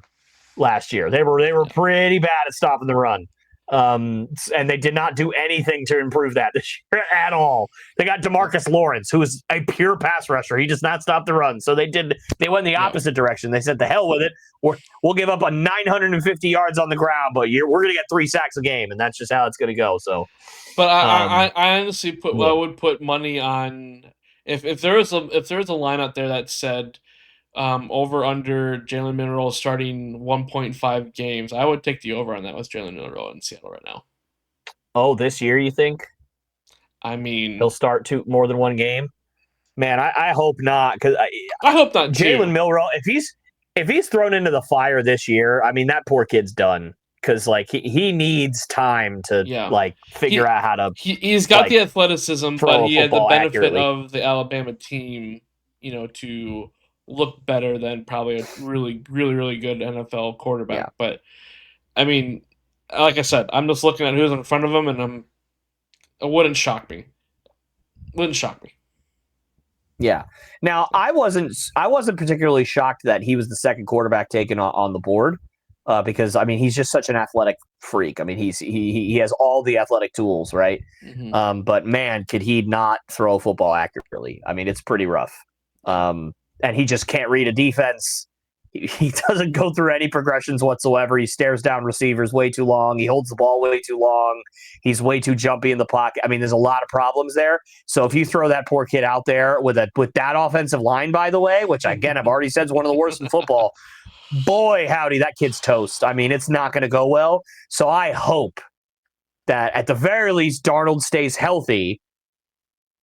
But if for some reason he gets hurt, then you got to put Drew Lock in there. Like you can't risk Jalen Milroe right now because the poor kid's sure. Is there a chance that he goes in there and his athleticism is like kind of heroic and he does well? Sure, but it's going to be like an Anthony Richardson thing where like he looks heroic for a few weeks and then he blows out his bicep or he blows out his knee trying to carry this team when he's not ready to carry it. And then, who knows after that? Because now you got to worry about his mental state and his physical body, which athleticism is kind of the only thing that makes him a great NFL prospect is his athleticism. So, right. I mean, once that goes out the window, it's tough. So, I hope that he sits for this entire year because if not, I worry for him. I'm not wishing that on him, but I'm just looking at that. No, God, no. It wouldn't shock me. It wouldn't shock me one bit. So fair enough. All right, NFC West. We both have the Rams, and 2 through 4 are completely different for us both. And I'm regretting everything I did in this division now. No. Hey, dude, if at the end of the year, you may be completely right. We will need to go back and look this up. And for every division, I'm very curious how this all actually does play out because how much we actually got right and how we actually got wrong. So it'll be fun. All right, let's move on to our third division of today, the NFC South, the division that has been kind of putrid for a couple years, but now Atlanta's kind of maybe doing something. But man alive, I know you have some thoughts on the Saints. The Panthers could be a fun team to watch. I'm cheering for I'm cheering for Carolina. I'm cheering for Bryce Young. I'm kind of especially after last year where it kind of like he got benched and then they kind of had to go back to him because Dalton was hurt. But then it's like he got rejuvenated. Like whatever, something clicked for him, or he got his confidence finally, or something. I don't know. After it's a tough rookie year for him, so like I'm excited for the guy because like I want us to be able to talk about C.J. Stroud, Bryce Young, in 10 years. I want us to be able to talk about should have been the other way around, kind of like that, or they both have storied careers, and we link them both in a good way, in the future. So I'm definitely cheering for the NFC South, and for the Carolina Panthers in the South here. But I mean, I just they're not quite there yet. There's still a few good pieces away, but we'll talk about them more. But who is your number 4 team for the NFC South? If there was any lower than 4, I would put the Saints at lower than 4. I got them too. What a surprise! There you go. Look, I'm just going to be honest with you, Dan. The Saints are going to have the number 1 pick in the draft. I mean, this is one of the worst rosters I've seen in a long time, dude. This team is really bad, buddy. You know what's interesting about you making that comment, though? Well, I don't know if he'll declare for next year, but it'd be very interesting if Mr. Archie actually declared. Manning. Yeah, that would be very. I would feel so bad for the poor kid because it would literally just be all the same problems his grandfather had. Yeah, but it'd be kind of cool at the same time. Yeah, it would be. It would be a fun story, but only. But yeah, but literally the reason why we don't look at Archie Manning as one of the best quarterbacks of all time is because he played for the Saints and the offensive line was so bad for his entire career that he took sack after sack after sack after sack after sack. He just couldn't do anything because literally he had no talent around him. That's what would happen to Arch if he went to the Saints. And I mean, it's not like they have, I love the receivers they have. Chris Olave and Rashid Shaheed. I mean, two pretty good receivers in the NFL, but I mean, it's that can't stay healthy. Yeah, that's true too. So I mean, the potential. Let me also put it that way. The potential of those receivers has been there, but I mean, their defense is old. I can't believe Cameron Jordan is still playing. It's old and bad. Yeah, it's the worst of both worlds. It's not even old and good. It's old and bad. They're just keeping bad players for longer. That's really what they're doing in New Orleans. I'm really surprised. Outside of Chase Young. Yeah, but even he's probably pushing 30 at this point, isn't he? Or maybe he's not that old. 26. Maybe he's like 20, 26, 27. Yeah. No, okay. So he's not quite there yet. But yeah, Chase Young is not panned out the way we all thought. I mean, he's one of my favorite players in college football, obviously Ohio State guy. Right. And he just didn't put it all together in Washington. So yeah, well, when we were talking about Washington, that's actually why I bring him up randomly. Because when we were talking about Washington, I was like, wait a second. I'm not seeing a name I thought I was seeing here. And I didn't realize he actually hasn't been in Washington for a couple seasons. So, he's been in New Orleans for a couple of years now. Yep. Or he was on the Niners for a minute? Yeah, it looks like he got traded in 2023. Then he was in New Orleans last year. But I mean, yeah, for a second round draft pick, for the second overall pick. Yeah, not great. Not great. And you get to go to New Orleans. Good luck, kid. We're rooting for you. He could have left.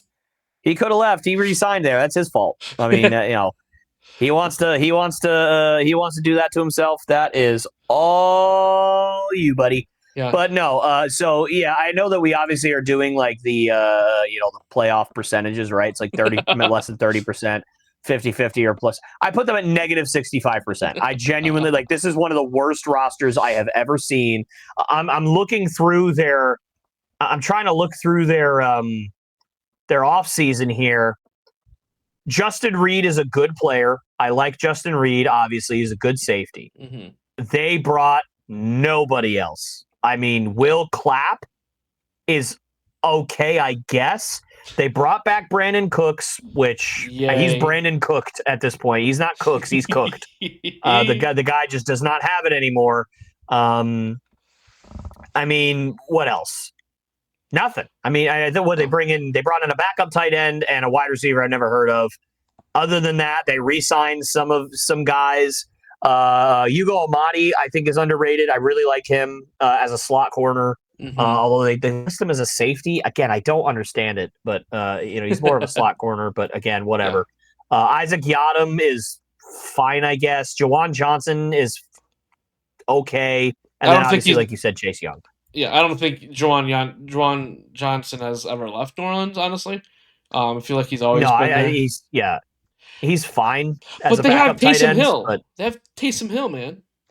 I said as a backup tight end. I didn't say as a starter. I said he's a backup tight end. No, but they have Taysom Hill. Like, that's the silver lining here, right? Yeah, sure, man. Great. Be facetious. Cool.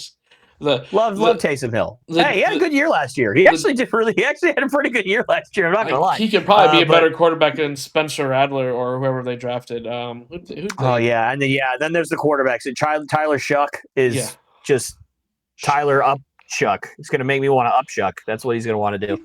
It's just not good. And then poor Alvin Kamara is just trapped on this godforsaken team that is, And he said devoid of talent at pretty much every other position outside of, again, the potential of Chris Olave, who, again, Ohio State guy, love him, just can't stay on the field. He's great when he's out there, but he can't stay on the field.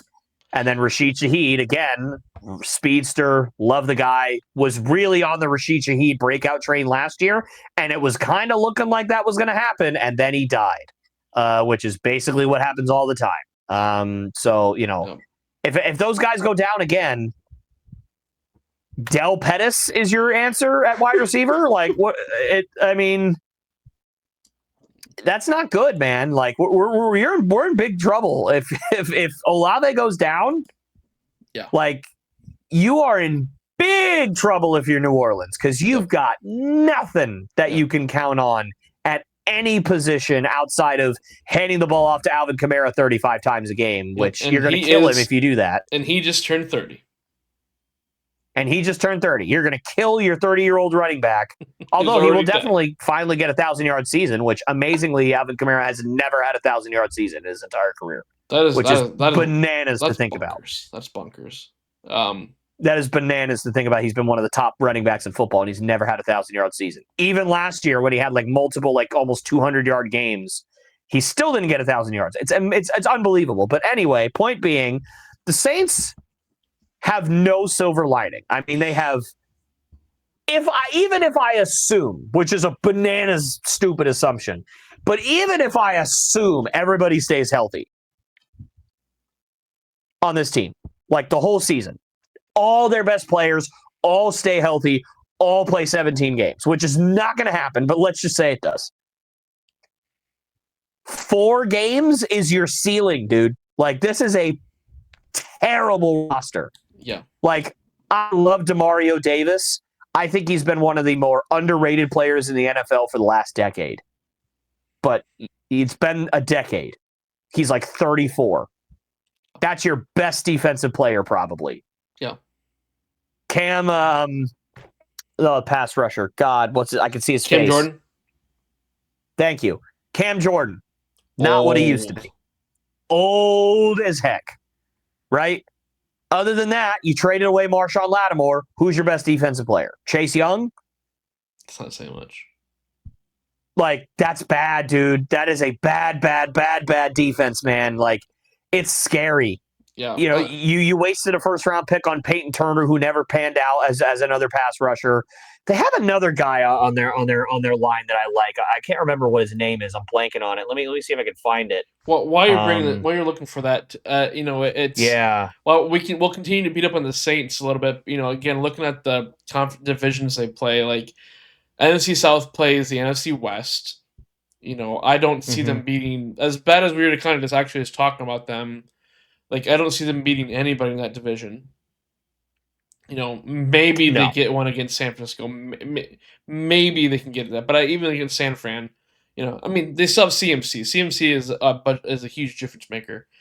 But then on the AFC side, they play the whole AFC East. Can they compete with the Jets? That's the bar against that division. It's are they even? Are they better than the Jets? I don't know. Because I think I'd take Fields over a couple other quarterbacks in this league. Fair enough. I'm trying to remember who finished last. Did the Titans finish last in the AFC South last year? Or was it Indianapolis? Either way, though. It was the Titans. Yeah, the Titans had the number 1 pick, buddy. Right. Of course. But it's but even whether it's the Titans, so they'll be playing the Titans in a game. And it's I don't know if they can even beat the Titans. So it's yeah. Good luck, New Orleans. That's bad. Good luck, New Orleans. Yeah. Who are you trying to look up on this team? So I don't remember now because I'm looking at their depth chart and the name's not jumping out at me, but I am looking at the this defense here. So obviously you got Cam Jordan. They traded for Devon Godshaw, who is going to probably be your starting nose tackle this year. Mm-hmm. Brian Brzee, I believe, was a first-round pick from a couple of years ago, but for his career,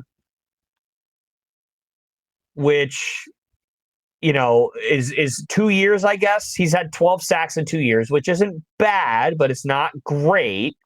Right. Yep. And he's only had 29 total tackles. So like you're talking about 17 total tackles besides sacks. So he's really just a pure pass rusher.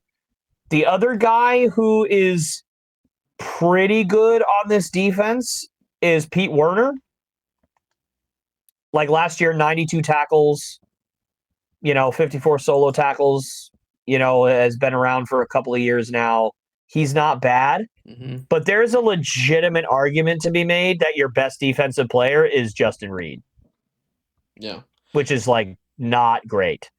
Him, and then you drafted Kool-Aid McKinstry pretty high in the second round last year, and he wasn't really that good. Yeah. He had like 40 tackles, didn't have a pick last year. 6 passes defended for 17 weeks. I mean, like, he wasn't, like, awful, but he wasn't great either. And he's your number 1 defensive back this year? Like, that's scary. Like, this is not a good team, man. Like, this is worse than I was. Alontae Taylor's okay. I mean, this is worse than what I thought. I mean, this is really bad. And again, the guy that I was trying to remember from last year, one of their defensive linemen who had a really fun year, maybe it was Carl Granderson. I liked him. I think he's pretty good. Looking up Granderson. He had like 5.5 sacks. But he only had 5 sacks. Yeah. Like, but I feel like if that's one thing, it's your best player. Like, boy, that's bad. Yeah. So I mean, we will continue to beat up on the Saints. How did Chase Young do last year? How did he do? I don't even know. 5 sacks. I mean, that's bad. That's so bad. Your 2 best pass rushers had 11 total sacks. I mean, that's just not. That's Patriots bad, dude. Like the Patriots had awful pass rush last year, like historically bad pass rush last year, and you're looking at probably having about the same this year if you're the Saints. Like that's bad, dude. Yeah. Good luck, New Orleans. We'll see in a couple years. I'm telling you, man, they're going to have the number 1 pick of the draft. They're so bad. I mean, it's real bad. Just reflecting on their schedule, when you put them against the worst teams of the division as they play, it's like, yeah. I mean, I think your 4 wins is definitely the ceiling, and that might be a generous ceiling. Yeah, and that's why I said I said like if everyone stays healthy, if all their best players play all 17 games. Like your 3 best. By the way, I think I said Del Pettis. I meant to say Dante Pettis as wide receiver. Del Pettis is a safety for the Patriots. I'm sorry, I mixed that up. But like your offensive line is okay, but other than that, like your team's bad. I mean, Spencer Rattler's your starting quarterback. Oh my God! Like talk about a disaster. Your 3 best wide receivers are injury-prone Chris Olave, injury-prone Rashid Shaheed, and genuinely Brandon Cooks is your number 3. Brandon Cooked is your number 3 wide receiver, and I mean, he's got to be over 30 now. He's 31. Okay, but I feel like he's been around forever. He was a first-round pick in 2014. Like, he's going on year number 12. Yeah. Last year, he played in 10 games, had 26 catches for 259 yards and 3 touchdowns when he was the number 2 wide receiver in Dallas. Yeah. Like, that was him as a number 2. Yeah. Like, forget about being a number 3 when you're not going to get nearly as many targets. It's been 4 years since he hit 1,000 yards. Yeah. I mean, he's just not good. He's not good anymore. Yeah. He's just not good anymore. And that's your number 3? Yeah. I mean, that's your number 1. If both those guys go down like last year, if both Olave and Rashid go down, that's your number 1. You're dead. Yep. You're dead in the water. Like, part of me looks at that Dallas stat line and it's like 259 yards. Well, yeah, it makes sense. He didn't have Dak for half the year. But then again, you look at the year before, and it was still only 657 yards, 8 touchdowns, but it's still only 657 yards. So I mean, he's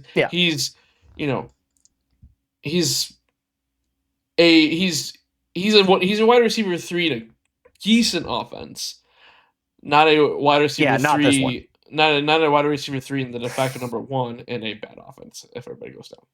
All right, moving on. We'll just call this Panthers. the Beating Up on Let's the move on to Saints the rest. podcast. Who do you got at number 3? I won't be so shocked if we have the same teams here, but who's your number 3? Yeah, it's the Panthers. I just don't think they're quite there yet, especially on the defensive side of the ball. I just don't think they did enough this offseason to really swing in that direction. They did bring a lot of guys in. Obviously, Trayvon Merrick is an underrated safety. Former first-round pick or maybe high second-round pick. I liked him coming out of college. I'm blanking completely on where he went to college at the moment. But, other than that, you mentioned Rico Dowdle, bringing him in. That's nice. Your backfield, obviously, with all the injuries and stuff that the Panthers had to deal with obviously Chuba Hubbard and Jonathan Brooks. Again. So, yeah, real sad. Bringing Rico Dowdle in is some depth is fine. Tershawn Wharton, fine. Bobby Brown, fine. You brought in some halfway decent players, but nothing that's really going to shake things up and kind of really be, do a whole lot. Now, I will say, oh my God, what's his name? The defensive tackle, Derek. He's really good. I forgot, blanking so hard, Dan. Help me out. Oh, hang on. It's late and I'm tired. I just on the jump start. Hang on. Let's let this load in. Who are you looking for again? He's coming back from a torn ACL last year. He blew out his knee in week 1. He's one of the Derek Brown. Gotcha. Derek Brown. There it is. I'm so sorry. My mind completely went blank. You're getting Derek Brown back, who's a Pro Bowl defensive tackle, basically you didn't have for the entire year last year. So that's basically like a big signing. Like you basically re-signed Derek Brown to your team because he's coming back. So that's nice. But other than that, you didn't really do a whole lot outside of Trayvon Merrick to move the needle. And that's just not going to do it on defense. Their defense was bad. It was really, really bad last year. J.C. Horn obviously is a pretty good corner, supremely overpaid, holy banana sandwich, overpaid, had one really good year and now was making, before Patrick Surtain signed his extension, was the highest paid defensive back in football for like 11 minutes. But it's, other than that, I mean, you don't have a whole lot on defense. I couldn't name a single linebacker on the Panthers right now. So like it's not a great squad. Your offensive line's gotten better. You obviously drafted Ted McMillan, 8th overall, so you're hoping he's going to be that de facto number 1 for you. You're hoping that Adam Thielen stays a little more healthy than he was last year and continues to be that kind of blanket. You're hoping Xavier Legette takes a decent step forward. And then there's another Justin, or not Justin, the Coker. What's something Coker? The other Jalen Coker. Thank you.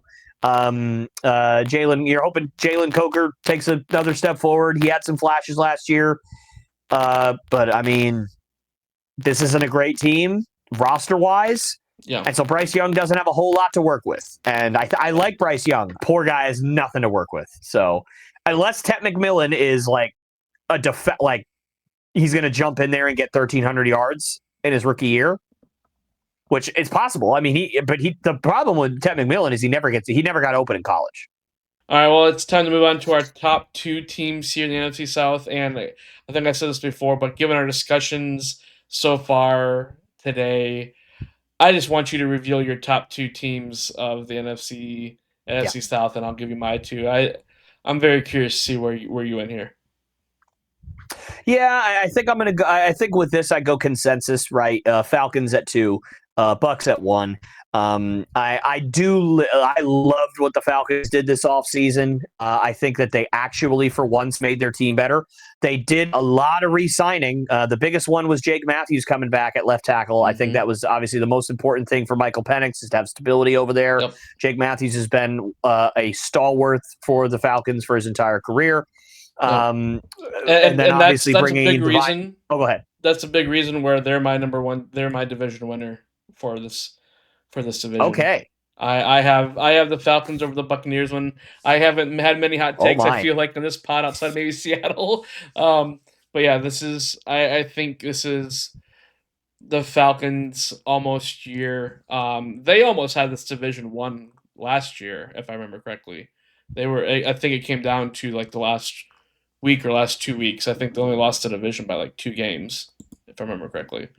Unless I'm just completely misremembering Yeah, something. I don't remember. I know that they had a stretch where they were playing really, really well, and then they followed it immediately with a stretch where they played really, really poorly. Yeah. And yeah, that they lost literally it by 2 completely games. correlated with Kirk Cousins. Okay, so they lost it by 2 games. Yeah. Yeah, Bucks were 10-7, Falcons were 8-9. But I mean, I'm the Jake Matthews signing obviously is great. Or, re-signing, bringing him back in. And to me, there's a lot to love with this offense right now. Bijan, I feel, is getting better. I feel he finally has a coach going with him, and I think while Penix was, and I think we both lauded the pick when it happened. The Penix picks was just so wild and strange after you gave Cousins all that money, and it's like. I mean, I get you might want to sit a guy for a little bit, but then they didn't even get to sit him for the full season, and they had to throw him into the fire. But he doesn't seem half bad, maybe. So No, he's a good player. It had nothing to do with the player.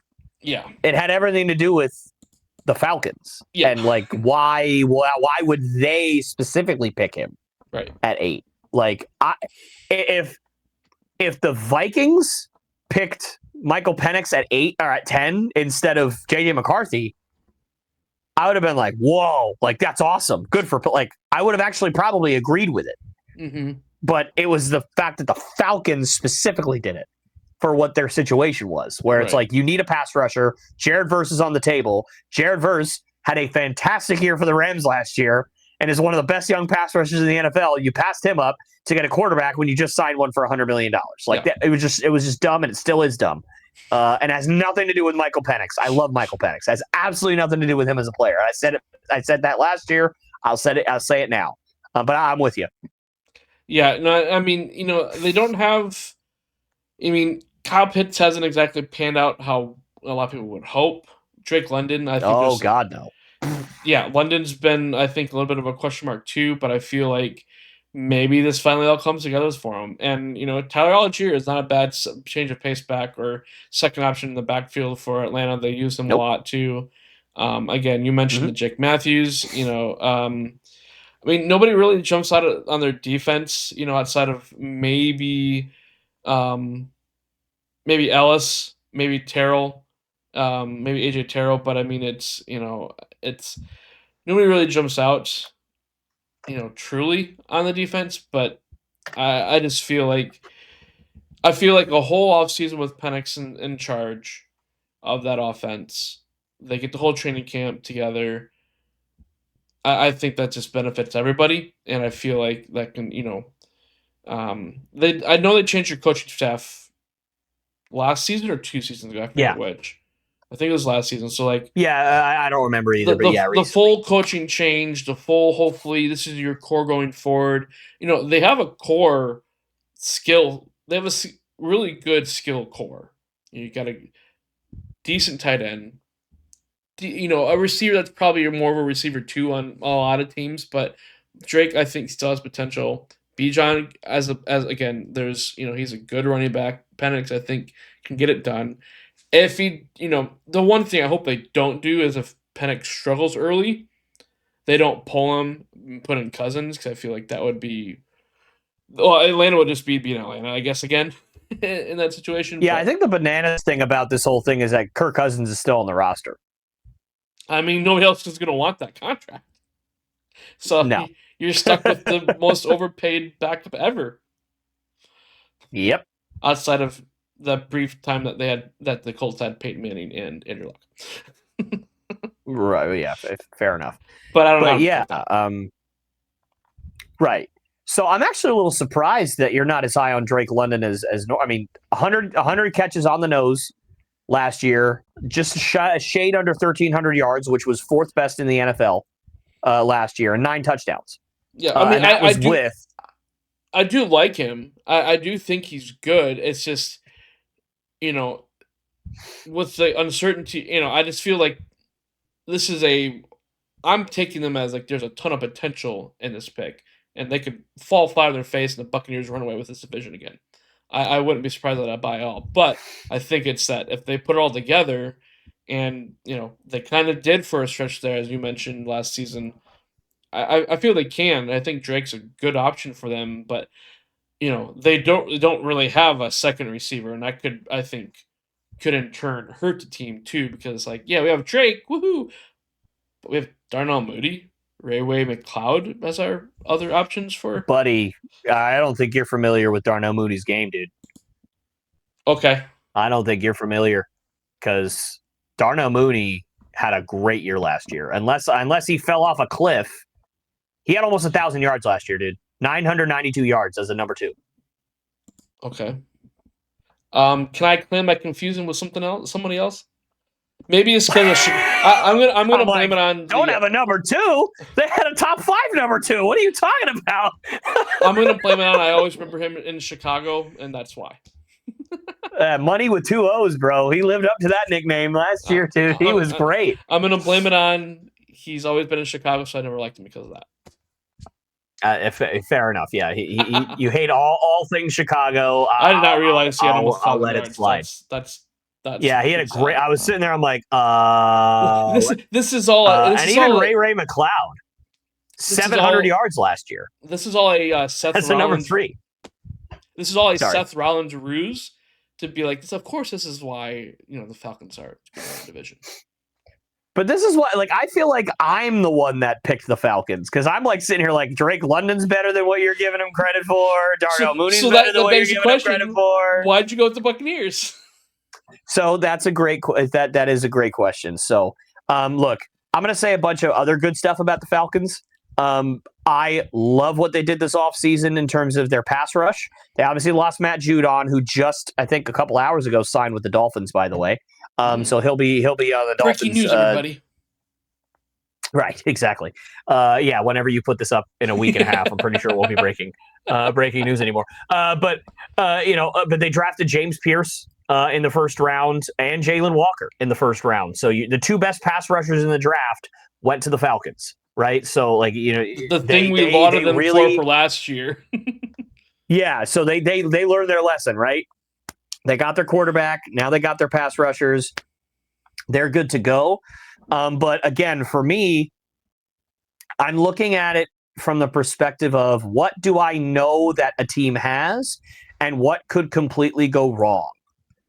And for me, the Tampa Bay Buccaneers floor is way higher than the Atlanta Falcons floor. Because when you have a quarterback who's very unproven, like Michael Penix, yes, he's got a lot of weapons. Absolutely. And he probably won't be that bad. I like Michael Penix quite a bit. I think they'll be good. I actually am. I don't know if I don't remember if I put 70%. I'm pretty sure I put 70% for. Oh, no, 50-50. 50-50. Oh, no. Yeah, I put less than 50-50. Right. So I was actually going to say that they're like a 40% chance, because I think that they're going to win like 8 games or something like that. But they're a team that I think can be pretty good. They can win. They could hover around 500, win 8 games or so. Especially with the division that they have, you could beat up on the Saints and beat up on the Panthers. But I think the Panthers probably beat the Falcons. It's probably a split, 1 game. Yeah, that seems like it's usually, which means you're splitting that division 3-3. Yeah. So because you're not beating the Bucs, I'm sorry. I just don't think the Falcons are better than the Bucs. I think, again, what the Bucs did this offseason, biggest thing was re-signing Chris Godwin, bringing him back for a crap ton less money than what he was going to get in New England, which, fine, be that way. It is what it is. But, I actually think it was the right call for him to do that. I can't say that out loud too many times. It hurts too bad.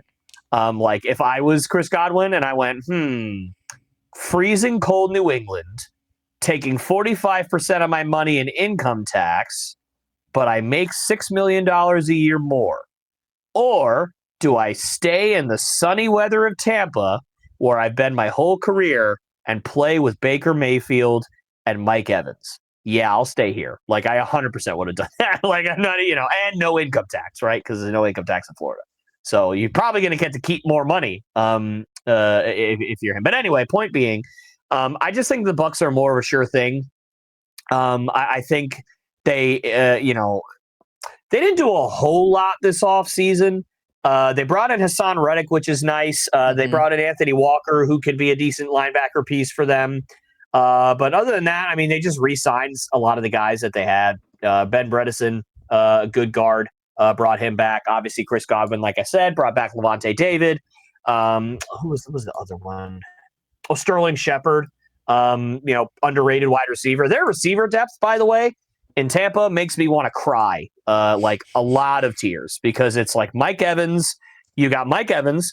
You got Chris Godwin. You got you drafted oh my God, Emeka Egbuka in the first round. I forgot about that. Oh man. You had the other kid out of Washington last year, Jalen McMillan, who had a pretty good year last year, as your number 3. That is and nice number 2, de facto number 2, when Godwin wasn't really playing and when Evans went down. And Sterling Shepard. That's 5 legitimate NFL threat wide receivers on your team. True. And Sterling Shepard was the de facto number 1 guy in New York for a little bit before Neighbors got there, and he was and he was criminally underrated then too. Yeah, absolutely. And then your tight end, Cade Otton. Not bad. I would argue is arguably the most underrated player in the NFL. Nobody talks about Cade Otton and how good he is. That kid is really, really good. He had a pretty good year last year. I don't know the specific stats. Maybe I can pull that up real quick while I'm talking here. Okay, why are you showing preseason stats? I don't care about preseason stats. So you're one looking let me pull up 2024, 59 catches, 600 yards, 4 touchdowns. Pretty decent year, but he's gotten better every single year. Went from 42 catches to 47 catches to 59 catches. He's a good tight end. I think he's underrated. I don't think a lot of people talk about him all that much because his stats aren't that impressive. But he really, if you watch those games, he ties that offense together a lot of times. I mean, he's a guy that Baker Mayfield goes to a lot on third down. I like him a lot. And that defense has always been pretty good, especially with Todd Bowles at the helm out there. He's a defensive guy. That defense has always been pretty good. Secondary last year was piss poor. It was horrible. And I'm not going to sit here and try to tell you otherwise. It was bad. But Antoine Winfield is one of the best safeties in the NFL, and he played really bad last year. I do not anticipate him playing really poorly again this year. I think he's going to bounce back. And then let me see what else we've got in terms of the depth on that defense. So Kalijah Cansey, I like. Vita Vea, obviously one of the best nose tackles, if not the very best nose tackle in the NFL. Logan Hall, Yaya Diaby, I like both those guys. You brought in Hassan Reddick. And then your corners, Jamel Dean and Zion McCollum. I think that's actually a pretty decent number 1 and 2. Not anything world-beating, but you could definitely get away with that. And then your safeties, obviously, like I said, Antoine Winfield and Tyke Smith, I think, had a pretty underrated year last year. I am going to look into it here. 54 tackles, 3 forced fumbles, and 2 picks. That's not bad. That's pretty good for a safety. I mean, obviously, you like the tackles to be a little bit higher, especially for a guy that's more of a free safety. But they move Antoine Winfield around so much that Winfield kind of takes majority of the tackles at the safety positions, right? So you can I kind of forgive the tackle number for Smith there, but again, 2 picks, 3 forced fumbles, you forced 5 turnovers, you'll take that out as a safety. Yeah, you'll 100% take that. That's a pretty decent year. So I think he had an underrated year as well. So for me, I think the Bucs are just more of a sure thing. And by the way, I know you said that the only standout player on the Falcons on their defense was AJ Terrell. How dare you disrespect one of the best safeties in the NFL and Jesse Bates? What is wrong with you? That's crazy because Jesse Bates is the man. I love that guy. He's one of my favorite players in the NFL. He was great on the Bengals. I still can't understand why the hell they let him go. And Jesse Bates is awesome, and I love him. I'm in love with the man. But yeah. So Don't how get creeped dare out, you Jesse. disrespect Jesse Bates like that? I apologize. Jesse, my sincere apologies. Again, I feel like I'm like higher on a lot of these players. And by the way, I did want to point this out. I didn't get to say this earlier. I also picked the Falcons to win the division last year. When I would say, other than their pass rush, they had a better team last year, I think, on paper than they do this year. Other than again, their pass rush is a little bit better this year. And you ran me through the coals. You were like, I can't, but what is wrong? And so I just find it really funny that this year we flip flopped, and you're just like, yeah, I don't know. Maybe you just hate Kirk Cousins. Like I don't know what the reason was. Which I mean, fair. Like he played horrible last year, so like you ended up being right on that if that's the case. But like it just is funny to me. He's like last year, I'm like, yeah, they got Kirk Cousins. He's a serviceable quarterback. Let's see it happen. And this year, like with another bad year of Kyle Pitts, like clearly it's just never going to work for him. You know. And by the way, if you'd have told me last year that the top 3 wide receivers on the Falcons would have 1,300 yards, 1,000 yards, and 700 yards each, I'd have been like, oh, they're winning 12 games. Like, that's what I would have said, oh, my God, they're winning 12 games because nobody thought Darnell Mooney was going to have that good a year. Yeah. And Ray McLeod was a complete unknown before last year. And you know, he ended up being one of the better wide receiver 3s in the NFL, was excellent last year. So like if you'd told me that at the beginning of the year, I'd have been like, oh, they're winning 12 or 13 games. This team is unbelievable. Nope. They won 8. Only 8. Yeah. So like this year, it's so like, that's why this year. Do I expect Darnell Mooney to have another 1,000-yard season? No. Do I expect Ray McLeod to have another 700-yard season? No. Like I just don't. I think Drake London can replicate his season. I think he'll be better actually than he was last year. I think he's probably going to have. I think he'll have similar catches, probably more yards, a couple more touchdowns. Like it won't be like crazy better, but I think he'll be right around the same, if not a little better. But those other 2 guys, I would be shocked if they had as good a years as they did last year. Like, especially when you got like Bijan Robinson back there. Yeah. Like I feel like the Falcons are just like, we can't have him run the ball 20 times because I feel like we're gonna die if we do. Like they're almost like too worried about him. Like, dude, cut the kid loose. You drafted him at number 8 overall. Let him go. Let him go. Let him go nuts. You know, he can. But anyway, he can. You're taking the Bucks, the safe. I am. They're fairly sure. You know, and I don't blame you for there at all. I'm taking the Falcons for the division winner. I think Bucks changed the playoffs for 50-50. We will be getting to our playoff picks, everybody, next week. So please stick around for that little teaser for that. What do you think of the Falcons' chances? I mean, do you think if they can get past certain wins, are they kind of like the Cardinals to you? If they can hit a certain amount of wins, they might make the playoffs.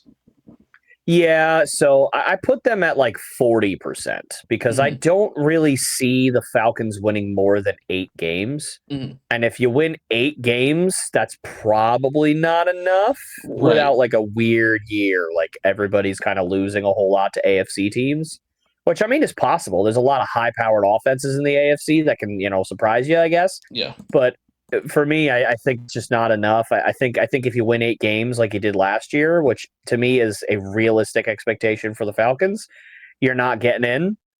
So for me, if they steal a game against the Bucks, maybe, or if they, play a really good team and you just, you get a good matchup and Drake London goes crazy, or Bijan runs for 200 yards for like a random game and goes nuts and you steal one, then maybe you get to 9 wins and you make it.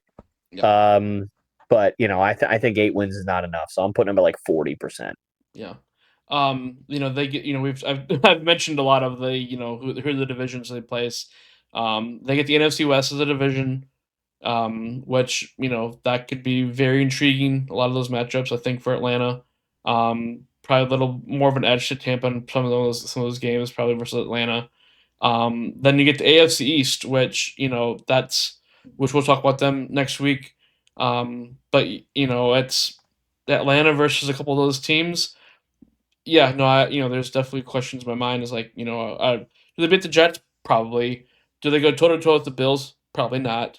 But Dolphins, Patriots, like, to me, those are going to be very entertaining, good games. But I feel like I'm not just like, ooh, Atlanta probably will have to take at least one of those to and hope Tampa just doesn't do well against that division. Yeah, that Atlanta and Patriots game is going to be really interesting because I think those two teams are probably on similar levels, but are completely different in terms of roster construction. Like you're talking about like the Falcons, who literally are just completely built from their skill positions of great wide receivers, great running backs, like right. And then the Patriots are just we're going to just have really good defensive backs and safeties and upgrade our pass rush and have our defense just shut you down, and then God knows what's going to happen with the offense. So like it's just a completely different, like two completely different roster construction, right. But they're on like a similar level path of like second year quarterbacks. They're hoping they take a step forward, hoping to get to 10 wins. 8's probably a realistic like they're kind of just at a very similar spot in their rebuilds. But it's just so that's going to be a very entertaining game. That is happening, right? Am I tripping? That's happening. That's on the schedule, that'll right? be a game. Atlanta will play everybody in the NFC East and vice versa. Yeah. So that's going to be a fun, entertaining game with two very evenly matched teams that kind of cancel each other out in a lot of ways. Yeah, I'm wondering if that's where that is. Do you know if that's in Atlanta or in? I do not know the answer to that. Let me take a look. It's in New England. November 2nd in New England. Well, good for me, but come back up this way for the game. We'll figure out something. I'm sure those tickets won't be super expensive, but nope. Yeah, I was gonna go to a game last year. It just ended up not working out. I was gonna try to go to like Dallas, Miami. I think it was the game I was thinking about going to, but I ended up not working out. So yeah. Fair enough. I got an NFL Sunday ticket this year, so I don't need to go. I can just watch all the games at the house. All right, I'll split the cost with you on that, so I can watch the Packers games. Well, on this week's episode, we definitely had a lot of different teams in a lot of different spots. I don't think we only had one division where we both had the same division winner. That was the Rams. We have a lot of 50-50 playoff teams, partly because that middle of the NFC is just so thick. Yeah. And I personally feel, and we'll talk about this next week, the NFC North teams are going to really determine who else makes the playoffs, and the other divisions. Yeah. I think we're both pretty confident the Commanders and Eagles, whatever finish they have in the East, will make the playoffs. But outside of that, it's like if the NFC North fields 3 teams into the playoffs, I mean, everybody else is surely out of luck. You got to win your division to get in, which I think makes those division games even more important for all the NFC divisions. Honestly, I really do. So I'm getting more and more excited for football as we talk about these more and more. I really appreciate your insight and your a little more depth of knowledge, or even just recalling stats that I should be like, oh yeah, that's why. But I appreciate it. So I appreciate all of you listening, watching. Please like the video. Please share this with your friends. Comment down below. Are we crazy? Are we on the ball here with these? Well, picks? yes. yes, we are crazy. That's why we go for 2 hours and these all the time. And we're like, oh, we can do this in 45 minutes. We always go 2 hours, but we love it. We truly do. So we hopefully you stuck around, or at least look for your division or your team below. But we appreciate watching. Please like, comment, share, subscribe to the channel, and we will see you all next time.